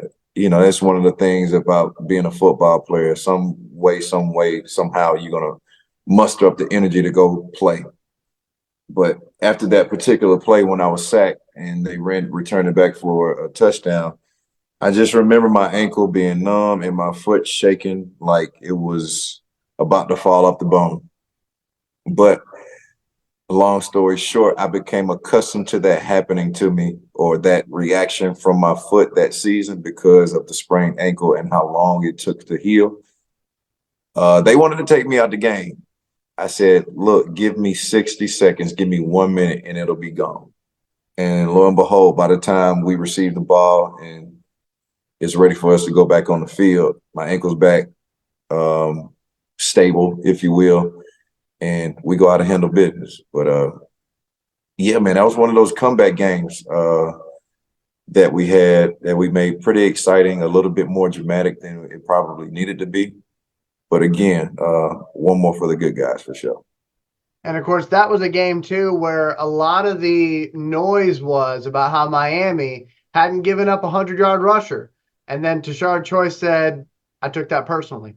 Right. So he had a hell of a game. And I remember that first play that you were just talking about, you know, not to like harp on a negative play, but I said that I thought you were cursed because the announcers had just run a little reel of Chan Gailey talking about how tough you are and how unless you got bones sticking out, you're going to play. And they said, Reggie Ball's a tough one. And then the next thing that happened, you ended up getting your ankle hurt. And I'm like, those announcers. See, it's not just the kickers. They do that too. That's what, and pain is one of those things you'll never forget. And that was one in my entire career playing. That was probably one of the most painful feelings that I had, that particular play. Because Elijah, I'm not going to lie to you, my foot was literally doing this. And I'm not doing it. It's doing that on its own. And if you've ever played with a sprained ankle before, it's 50-50 whether you can do it or not. You know what I mean? No shots, no meds or nothing like that. I was very afraid of, and I'm still afraid of medicine and shots and everything to this day. So that wasn't an option. But yeah, again, man, just one of those warrior stories that, I'm on the good side of being on. And of course, I do remember the post-game interview. You got Tashard Choice sitting next to you. They're talking to you about the ankle, because they probably knew. I mean, obviously you had injured it the week before. And, they were asking you about it. And I believe your quote was something to the extent of, and I'm kind of testing my own memory here because it was back in 2006. But you said, hey, in football, you're going to get bruised a lot. Everybody's hurt. I'm always hurt. And you said, it's important for us to get out of our, get out of this game, but get out of our home stadium with a win. And I believe I just quoted the whole thing. But anyway. That sounds about right, though. That sounds exactly like something I would say. The emotion you have right now?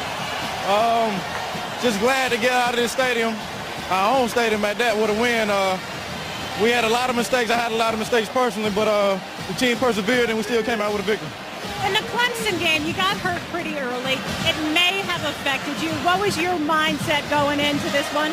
I'm always hurt. Always banged up, man. I just got to play through it. It's a long season. You're going to get bruised a lot, but like I said, you just got to play through it. Everybody's hurt. Reggie, thanks. Brad? There's what they're doing, singing in front of the student section.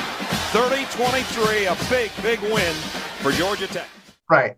And that's something I did want to ask you about, like in your entire career, because again, I had to watch these games on television. So it seemed like you were not really somebody that they pulled for post-game interviews a ton for national TV.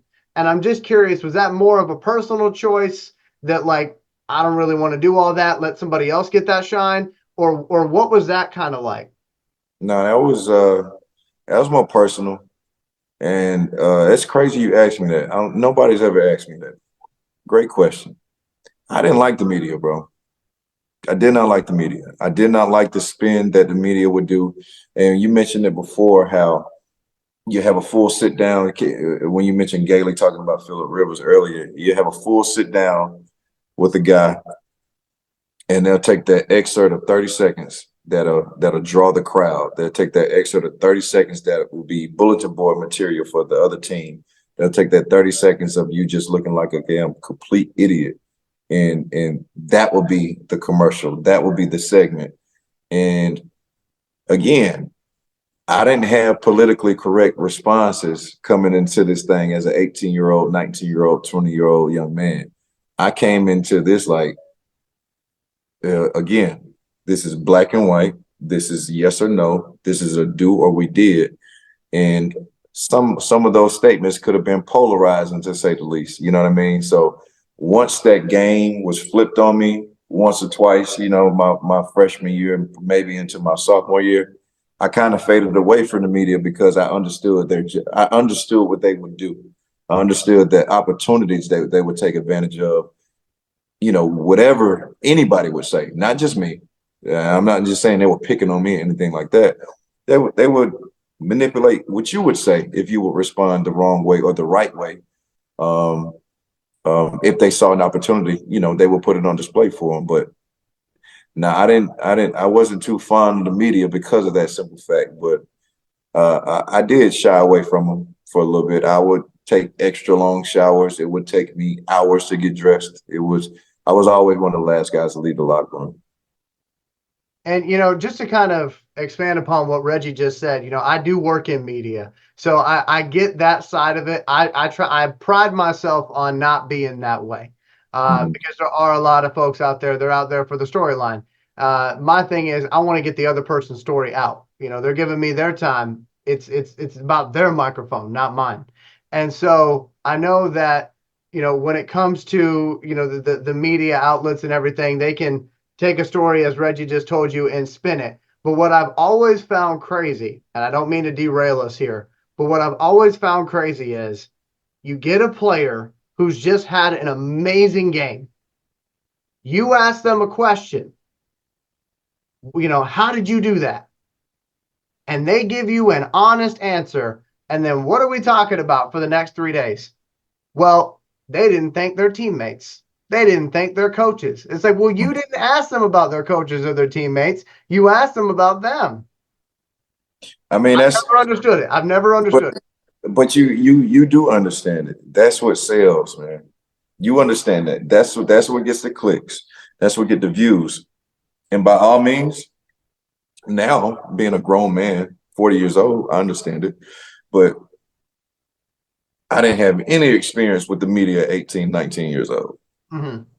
So to me, it was almost like an attack. It was almost like a conspiracy. It was almost like a curveball. You know what I'm saying? And not to mention the coverage that the team in Athens would get. You know what I mean? And how favorable that coverage will be at times. It was like almost biased. You know what I'm saying? But again, you know, you live and you learn, man. And this is a lot of the lessons that I've learned, especially the media, I'm able to pass on to countless of athletes and professionals, you know what I mean, today. So, you know, it comes along with it. I learn from it and I pass it on. So that is something that you do talk with athletes about. Like, here's how you train. Man, my athletes practice responses now. My brothers will practice responses coming up. Even professionals who you don't necessarily see every Saturday, every weekend, you know, we have conversations about what media can do when they get involved and how to be prepared for whatever curveball, or how to have those politically correct answers ready or in your arsenal for when the time presents itself. You don't look like a damn fool, but you actually catapult and you take advantage of those situations and, you know, bring more notoriety in the right way to whatever cause you got going on. And to get back to the games here, obviously you guys come off that win in Miami, or I should say at home against Miami. Want to make sure I get the schedule right. Then you guys go and travel to North Carolina State. One of the best games, in my opinion, of Reggie Ball's career. 13 out of 35, 215 yards, 4 touchdowns, 2 interceptions. You also ran for 16 yards in that game. Y'all beat North Carolina State. Calvin Johnson has a big game. James Johnson has a big game. You're distributing it all over the field. What do you remember about that one, and how does it feel knowing that you went 3-1 against North Carolina State? I threw 6 touchdowns that game. I threw 2 to NC State and 4 to Georgia Tech. That's what I remember about that game. And I laughed so damn hard in the locker room afterwards about how I threw 6 touchdowns that game and 2 were not to my damn team. That shows how dominant we were that night. That shows how dominant our defense was that night. And I remember Joey White, who is now known as Roman Reigns, he used to love the NC State Stadium, and I hated that stadium. They had a big crown in the middle of the field, that old school crown in the middle of the field. And it was so cold when we played there. And I didn't think that would be a cold game, but that's one fact that people need to know about that game, that Reggie Ball did not throw 4 touchdowns. He threw 6 touchdowns that game. I actually threw 2 pick sixes that game, and we still were able to dominate. That's crazy, man. So what you're telling me is that we will not be having the Georgia Tech alumni football game up here in Messina, New York with our, negative 20 wind chill. No? No chance. No chance. Before we started recording, I was telling Reggie about our weather up here, and Reggie said, yeah, man, we're getting ready to have some bad weather. And inadvertently, I said, bad weather? What are you talking about? He said, oh, probably a drizzle. And, of course, right now, outside my window, we're supposed to be starting to get 40-mile-per-hour winds, and we already have 5 inches of snow. But anyway, I'm trying. I see about 2 teardrops on the window. It's coming. It's coming. Listen, I'm just trying to come home, okay? I'm trying to come back to Atlanta where I know what winter is. I've experienced it up here. I had enough. Anyway. So let's get to this next game. This is memorable for all the wrong reasons. This next game here, North Carolina at North Carolina. Now, on my notes, folks, I've got 2 words, double snicker. That's what I got, double snicker. I'm going to let Reggie tell you whatever he wants to tell you about this game, but it was nasty, right, Reggie? That was the 7-0 game, right? Yes, sir. So, I was telling you that I don't know what happened, man, but I think I got some type of food poisoning. And I remember telling Coach Nix, somebody put something in my food because after breakfast that morning, man, I was drained. I had absolutely no energy whatsoever. And you mentioned a Snicker. All the way Dayton, all the way back to high school, I will always have a Snicker bar on the sideline, no matter what. All the trash talking I would do, all the running around and all these tricks I would try to pull throughout the game, it would be very exhausting. But what I found to be helpful was to have a Snicker at some point during my career. And from that point on, I always had a Snicker on the sideline, and I will always finish that Snicker at some point throughout the game. This game, I had to have 2. So I literally had that manager shoot up to the concession stand as fast as he could to get me another Snicker after I finished the first one before halftime. But clearly, and we lucked up and won that game and pulled it out. And that was one of the weirdest games ever. And that was the game I think we clinched to go to the ACC championship as well. Yes, sir. So very important game, very weird game, but again, we were lucky enough to come out that game with a win. So you can certainly confirm you are not yourself when you're hungry. Why wait? And why wait? I'm glad you made it out of that okay. Because I know when you were telling me about it, I had no idea. I thought it was just like the Maryland game. We're both offensive struggling, but one of the weirdest. And what's crazy? I don't like eggs to this day, and it might date back to that. I'm not a big dairy guy, so I don't like cheese. I don't like milk too often. Well, I don't like milk at all anymore. But I don't like eggs at all. And I remember having eggs in my breakfast or on my plate for breakfast that day. But man, it's a lot of stuff I don't do based on what I had for breakfast that morning. So we're going to get into a part of the show here where we're going to get a little serious for a moment. And Reggie knows what era we're going into here. And one of the biggest things that I wanted to make sure fans at home know, I'm not asking Reggie what I'm about to ask him for the clicks. I'm asking Reggie this because I care about Reggie as an individual. You know, he's one of my heroes. So Reggie, you know where we're going with this. Obviously, you guys drop one to Georgia. You drop one to Wake Forest. And then on December 20th, you're ruled academically ineligible. Mm-hmm. As a fan of yours, I have to tell you, I was devastated by that. I didn't know what the heck that meant because, again, I was, younger when that happened. But I'm more curious about not per se what you felt, but more so how did you pull yourself out of what happened? So what happened and how did you pull yourself out of it? Because that obviously was not a good time period for you. Right. Well, I mean, it was a simple situation to where you give somebody the opportunity and they're going to, take advantage and do what needs to be done. So this is a lesson to all athletes. Senior year, you're only required to pass 6 hours of classes. 6 hours of classes means 2 classes, so for me, being the athlete that I am, again, the athlete that I am, I take that as an opportunity for me to say, okay, all I got to do is go to 2 classes, pass in 2 classes, and I take care of my business on the field. Boom. I'm getting ready to go off in the NFL, do whatever I need to do. But unfortunately, an assignment was not turned in on time in one of the classes, and that put my grade in jeopardy.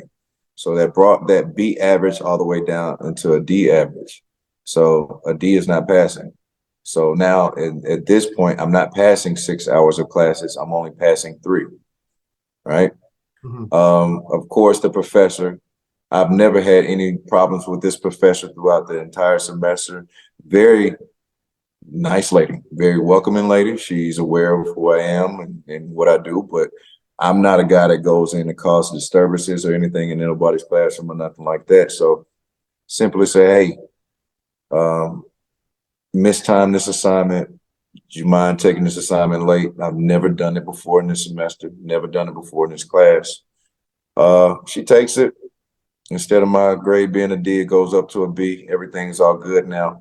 But in between the time of my grade being, or me in good standing, when that final, report comes out, and in between the game, there was a call made to the professor asking why my grade was changed or how my grade was changed. Where that call came from, I don't know. I don't care to know.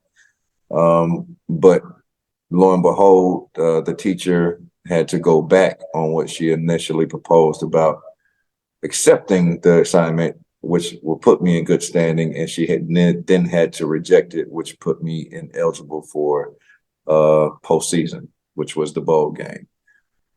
Very tough to deal with. I went on this whole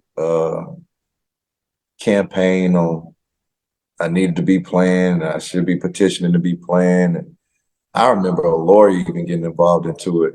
And at this point, man, it was just a whirlwind. You know what I mean? Of course, a lot of people celebrated that, you know what I mean, which was hurtful. But then again, understanding the environment and the dynamic of just how polarizing of a player I was to some, especially within the Georgia Tech fan base, I understood, but at the same time, the shit didn't feel good. You know what I'm saying? Hmm. But coming out of it, man, I can't tell you how I really came out of it. It was a dark time for me. Getting ready for any type of opportunity in the NFL helped me kind of get away from that, But again, you give 4 years into an institute or 4 years into a program and to go out like that, that was just a distasteful that was a distasteful, that was a bad taste in my mouth for a very long time. You know what I'm saying? And of course, at some point, you look for some type of preferential treatment, given the history of you being a 4-year starting quarterback and you not causing any problems, you not being in any headlines or anything detrimental to the program or anything like that. You're like, damn, how anybody grades can change. I think, you know, your quarterback could get some type of leeway, but that was not the case. But coming out of it, man, working out, having my brothers close, having my parents close, having 2 or 3 friends that I've been growing up with since the 2nd or 3rd grade became paramount, and just making sure that I just lived my life and went on and moved on. But other than that, man, it was just playing. I had the opportunity to get with the Lions, which made things a bit better, but still, you know, mentally, I could tell, and people around me could tell, it was still some hurt from how I exited the program, because I didn't go back to Georgia Tech for a minute.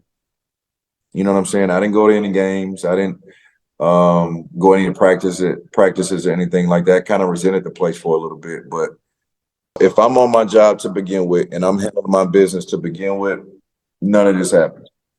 You know what I mean? So that was, I'm not going to lie to you, that was one of the best life lessons that I've had ever, by just not giving people the opportunity to do anything to you. Because I literally put the gun in somebody's bullet and they pulled the trigger.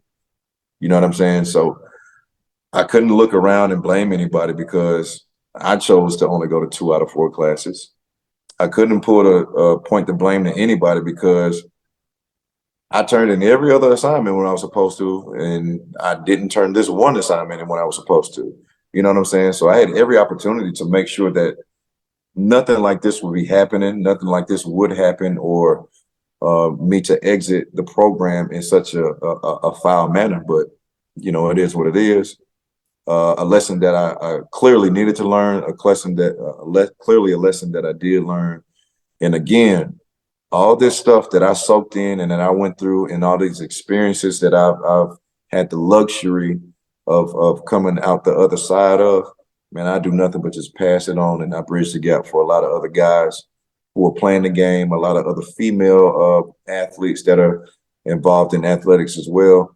But not only that, man, I'm in contact with corporate America, corporate clientele, and people on all facets of life that I can liken this story and liken other stories to kind of give them that sense of encouragement or that learning curve that they may need at the time. So I put this into use, you know what I mean? And I make good use of it. And, you know, it is what it is. I guess I'm the vessel for a lot of people when it comes to paying attention, handling your business, and doing what you need to do. I definitely pass that on for sure.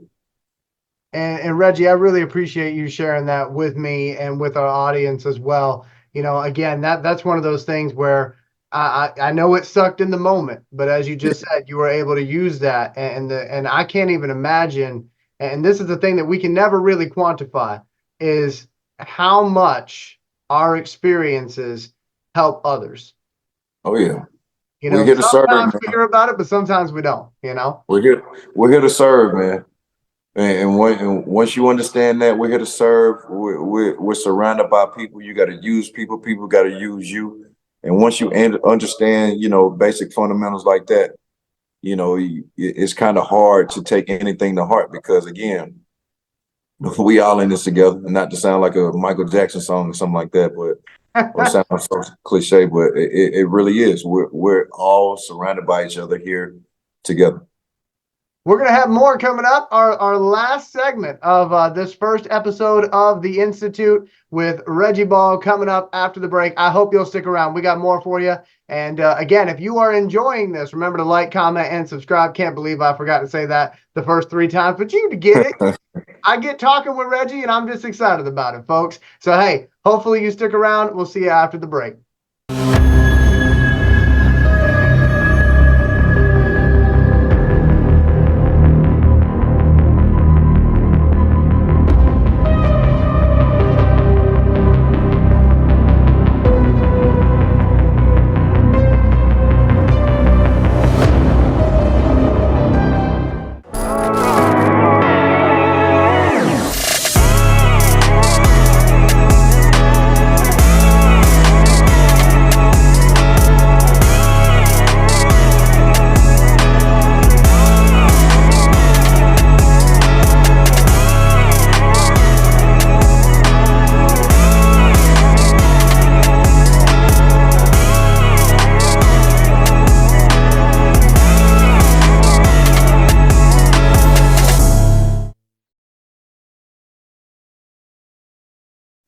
Hello, and welcome back to the Institute Podcast. This is episode number 1. We got number 1 talking with us tonight. That's right, Mr. Reggie Ball. I'm Elijah Winfrey, asking all the questions, hopefully asking the questions that you want answers to. You know, that seems to always happen as an interviewer. I get somebody who says, you should have asked him this. Well, you can do it then. But anyway, we are having a good time, and we're talking about all things Reggie Ball, all things Georgia Tech. And obviously, there comes a point where it's no longer a Georgia Tech story per se, but it's still a Reggie Ball story.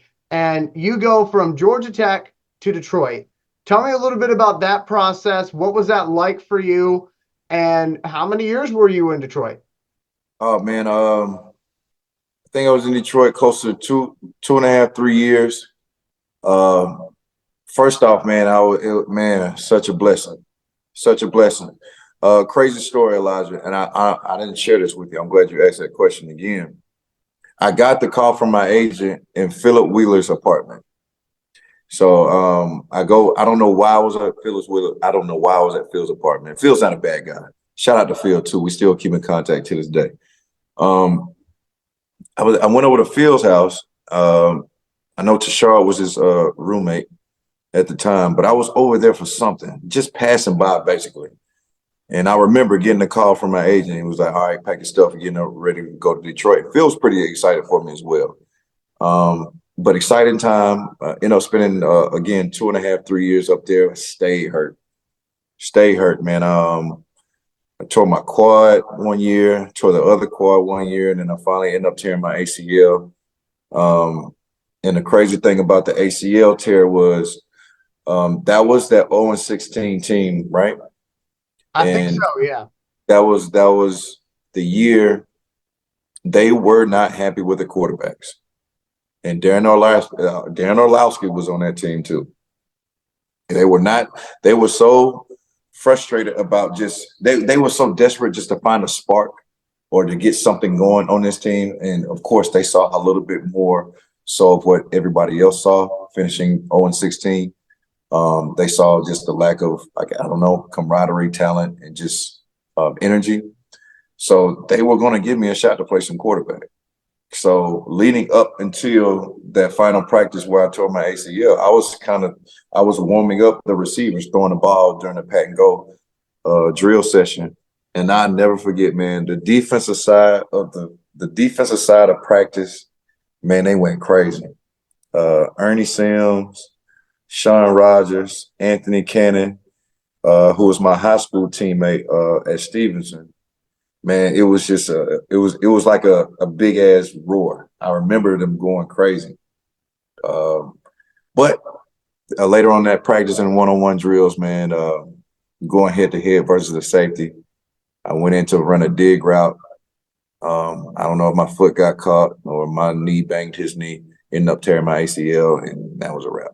But yeah, man, it was a good time, man. It was a good time. Great experience in the NFL. Proud to be an NFL alumni. But yeah, good times for sure. Now I have to ask you, because I know that Calvin was on that team too. Yeah. Were they ever picking your brain as to, hey, what can we do with Calvin? You know, or did they already have a plan in mind for him? Oh no, you don't have to pick anybody's brain to know what you're going to do with the best receiver probably to ever lay foot on a football field, man. Nah. Mike Martz, I think he's one of the most underrated coaches in NFL history. He was the one that orchestrated the greatest show on turf in St. Louis. Man, he was an offensive genius, man. I soaked up so much from him and just that brief stint I had in Detroit in those camps, in those OTAs, in those practices. One, he was a very strict and demanding guy. That's what I'm used to. I'm used to getting chewed out. I'm used to getting cussed out at times, and the expectation of you being the best. I'm kind of used to that. That's how I grew up. The coaching style that I grew up with, but the schemes, to see things come together when they did come together and when we did execute as a team, some of his plays and some of his route combinations and things like that, he didn't need any assistance from me, none whatsoever. He knew exactly what to do and how to do it. It was just all about everything coming together. Just unfortunately, you know, everything didn't come together as often as they wanted to with Calvin up there. But nah, you don't need much direction when you got a guy like that on the field.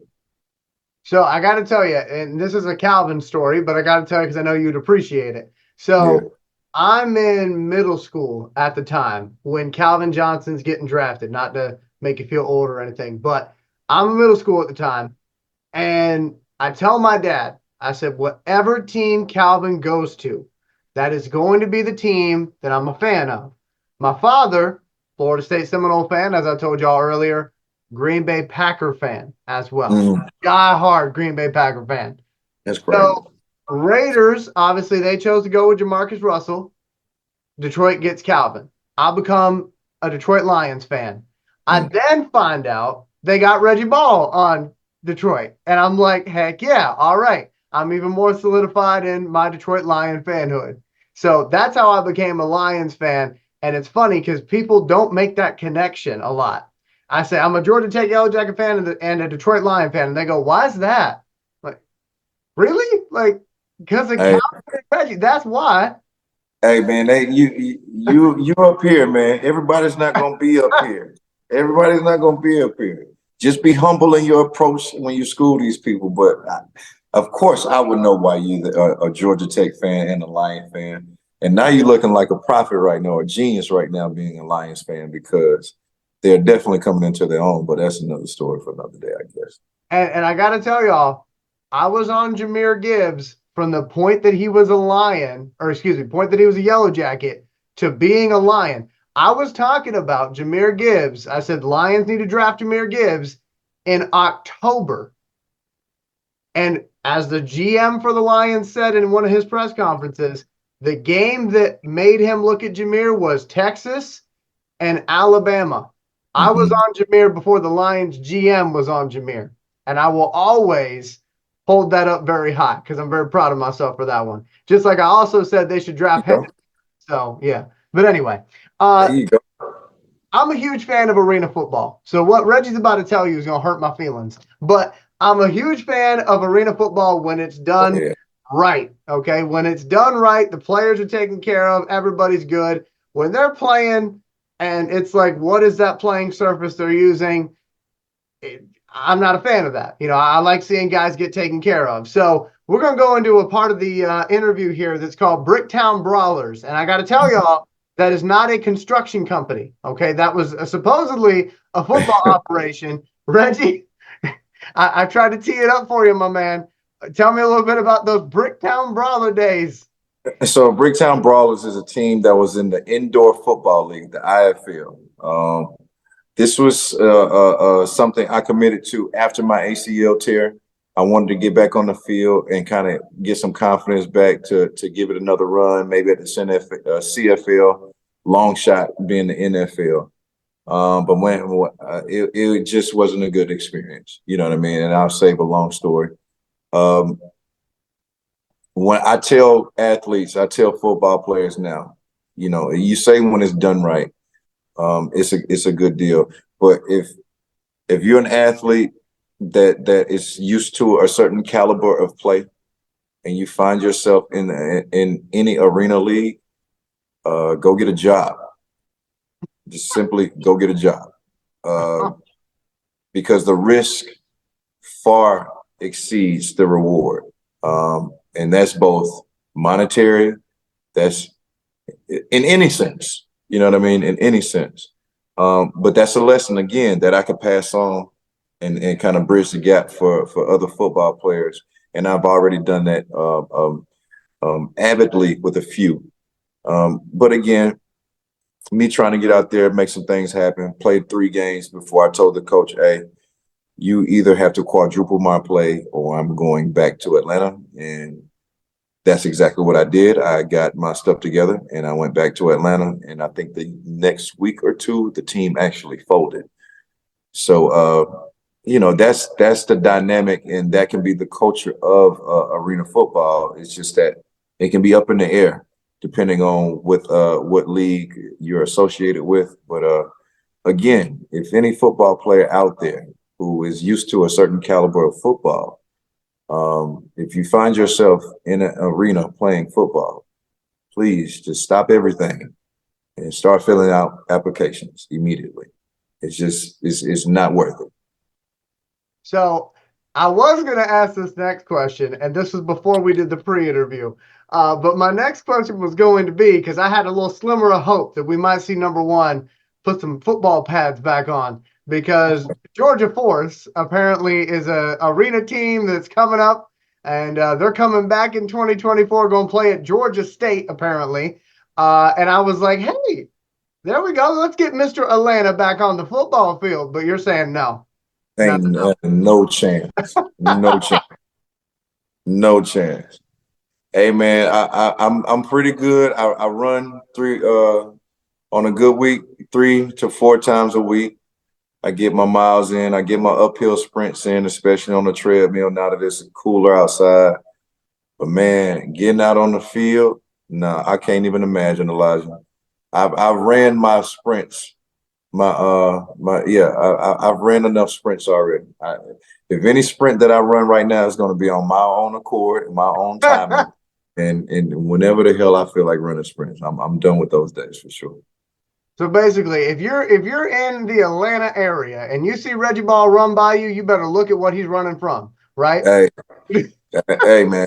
I actually I did a flag football game for Lululemon. They did some sponsorship work for us, and I actually stepped out there and I saw how serious those guys were in just the 10 to 15 minutes I was playing.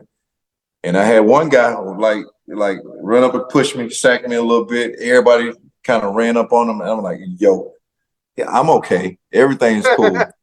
But let me tell you what I'm about to do. I'm taking these cleats off and I'm going to sit down. I don't do this anymore. Like, nah, bro. Y'all seen you can look up some old footage of what I had going on back when I was playing.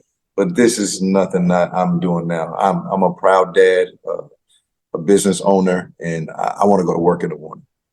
For sure. And hey, let's talk a little bit about that business, because I know how proud you are of it. And it really is, in my opinion, a really cool story how Effect Fitness came to be and just how hard you worked at that. You know, I got to tell you, I've had the pleasure of being down there at Effect Fitness. Great people, by the way. I want to give a shout out to Candace at the front desk. She was very nice to me. So I've never seen a gym that big or that many cinder blocks in one building before. Like, that was crazy. And I do want to thank Reggie for letting me check out Effect Fitness. But Reggie, what's the story behind Effect Fitness? Because I feel like that came at a point in your life where you really needed a win and you got it. Oh yeah. So my partner and I, we're training individually I'm working with quarterbacks, athletes, not necessarily doing anything as far as like just the fitness world, more predominant athletes, football players. And my partner is working with a few clients of his own out of the garage or whatever. And long story short, he invites me over after a day of work to come see what he has going on. You know what I mean? And from that day on, we've been together. So he had a very unique way of training in a boot camp style type of environment with a little music, some almost choreographed exercises per se with dumbbells, leg bands and everything like that, some resistant bands. And man, we started inside of a 400 square foot garage with a pool table and a pull-out couch. So it wasn't much space at all. I pulled this guy coat for almost 6 months for him to get rid of the pool table out of there. So we finally got that and the couch out the way. Put some rubber floors on the garage floor. Put some mirrors up, and from then on, man, we kind of just been skyrocketing and growing out of every single building that we've been in. My partner Dooley, who started the center block workouts, the brick workouts, has done an incredible job of just putting down the groundwork, the framework, and just being relentless on showing up to work every day, going to work every day and helping people out every day. We had full-time jobs at one point. You know what I'm saying? So we would train in the morning, go to work, and then come back in the evening and finish up our day, sometimes 9:30 training. You know what I'm saying? So from there, we've made about 2 or 3 moves into new, bigger buildings. You say this is the biggest gym that you've seen, and we're kind of growing out of space even now. You know what I'm saying? So we're fortunate. We're very, very fortunate in that regard to get so much support from the community and so much support from people who just want to physically stay in shape, move around, and take care of their bodies. But yes, man, Effect Fitness is definitely just a place to where you go, you have fun working out. You don't make it so much about being this way, that way, or doing it this way, that way. You just get up, go move, get around good people, a family-oriented community type environment, and just take care of your body.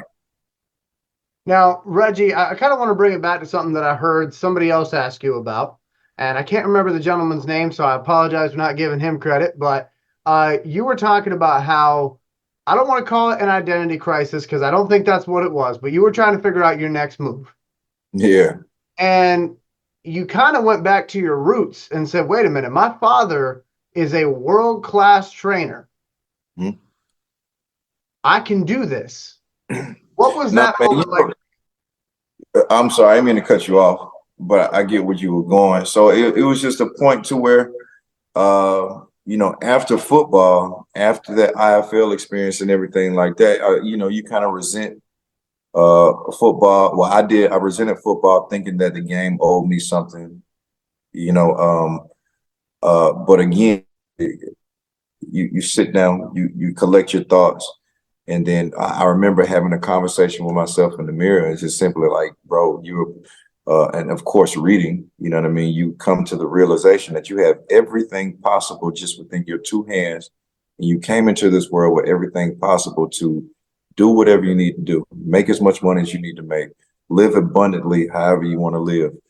And I'm like, well, damn, I say all the time that my dad's supposed to be a millionaire, training all these athletes, training all these people, and having the impact that he has on the people and the people that are around him. And we have the same damn name. Okay, I know what I'm supposed to be doing. You know what I mean? So I just basically calmed down, sat still for a second, and came to the realization of, all right, man, let me do what I'm supposed to do, which is create the Ball Effect, which is our family brand, the Ball Effect, and just work, do what I'm blessed to do, bridge the gap, share these experiences that we've gone over in this interview, and at the same time, you know, help people get physically fit and taking care of their bodies. And I got to show everybody real quick because I have this on my desk. I look at this every single day when I go to record a podcast or whatever else. But I got one of these from Reggie. Of course, it's going to be backwards on the screen because that's how Zoom is going to do it. But it says Ball Effect. So I got that on my desk. I look at that every single morning. Got some more stuff coming your way too. I got some more stuff coming your way. I appreciate that. So as far as Effect Fitness is concerned, you know, I pride myself on, you know, making sure we always plug what's current, right? So Effect Fitness, you guys are located, if you Google it, you guys are in Atlanta. Mm-hmm. But you know, and I know there are actual communities in Atlanta. It's not just all Atlanta. I remember you guys weren't that far from Hateville. Where are you guys located? What suburb? Well, it'll be that Atlanta area. This is the true Atlanta, city of Atlanta. We're 8 minutes from the airport, right outside of Hateville area. 1995 Metropolitan Parkway. It's literally 10 minutes from Tech, maybe 10 to 12 minutes from Midtown. Now, traffic, you know what I mean, that can vary on your travel time. But yeah, if you're coming in town, the Delta has featured us in one of those home away from home destinations for CC Sabathia. He loves our gym. In fact, people wonder why he lost so much weight. He's actually one of our online clients. So he does a lot of the classes, the boot camp classes that we put on. And CC Sabathia is an avid supporter of what we have going on. Not to name drop or anything like that, but it's okay. I'll pick that one up off the floor. Tyler Perry has been through a few times. During the pandemic, Missy Elliott was on our classes every single day, and she loves us. So it's not just your normal 9-to-5 workers. It's not just your athletes that come in and get some tutelage or some training from me and my dad. This is literally a melting pot of people from all ends of the spectrum that come in and just like to have fun and take care of themselves while they're having fun. You know what I'm saying? So it's a pretty good thing we got going on. And like I say, man, every day when I wake up and get to that parking lot and see it full of people at 5 o'clock in the morning, we are truly lucky and truly blessed to have the support that we have. Now, I want to throw this out there for Tech fans. Listen, I am not about to tell you to flood this man's business if you're not about the work, okay? You got to be about the work. But, Reggie, you guys do offer these classes that you do online, right? How does that work? Yeah, you can download the app, Effect Fitness. You can download the app. You can definitely hit me any one of my social media platforms. If you're on Twitter, it's Twitter. My Twitter is the Reggie Ball. So I can't be hard to find on Twitter. On Instagram, it's the Ball Effect. But if you search Reggie Ball, I think I have Reggie Ball under the Ball Effect as well. We're not hard to find. We're not hard to find at all. So if you're looking to get some work done, you're looking to have some type of musical theme behind your workouts and have some fun and laugh and enjoy yourself while you're actually working out, man, Effect Fitness is definitely a very valid option for you to explore for sure. Yeah, so make sure you check that out. And again, Reggie, I just want to say congratulations, man. You know, as you know, I'm a small business owner as well. It's hard to do it, but it's also rewarding at the same time. It's all about putting in that work. And you obviously, throughout your entire career, as we've been talking, you've been somebody who always puts that work in. And that's one of the reasons why I admire you, you know, man to man. So I just want to say, as we wrap this thing up, thank you so much for your time. And is there anything else you want to leave this interview by telling people? Any message you want out there? Just keep going, and no matter what's going on. I know that sounds kind of like a Dare to Be Different or a Dare to Be Different speech, but man, one situation won't define you. You know what I'm saying? If we're lucky enough, we'll always have another opportunity to pick yourself off the ground, to counteract whatever obstacle that's been put in your place or been put in your way. But man, just keep fighting. Do not give up. And one of my slogans that I have for the Ball Effect brand is, I hope you don't mind me saying this, Elijah, on your platform, but it's called Push Past the Bullshit. We're always going to have some type of hurdle in your way. It's always going to be some type of inclement weather that you're going to have, whether it's 5 feet of snow, whether it's a rainstorm, whether it's a tropical storm. I don't know what's going to happen, but in some way, form, or fashion, and at some point in your life, at some point throughout the day, you're going to have to push through that BS. And I encourage everybody to keep your head up and push past the BS. Hey, that's a very true statement, my friend. That's a very true statement. I'll leave folks with these words as we wrap up the Institute. Part 1, and I do want to thank Reggie once again for his time. As my papa would always tell me, listen, this upcoming week, if you come across a situation where your skill set can make a situation better, you now not only have the ability, you have the responsibility. So get out there and make a difference. And also remember, my friends, every day is an opportunity to make your life a little bit better and the lives of those you love. He's Reggie Ball. I'm Elijah Winfrey. This is The Institute. Hey, go Jackets.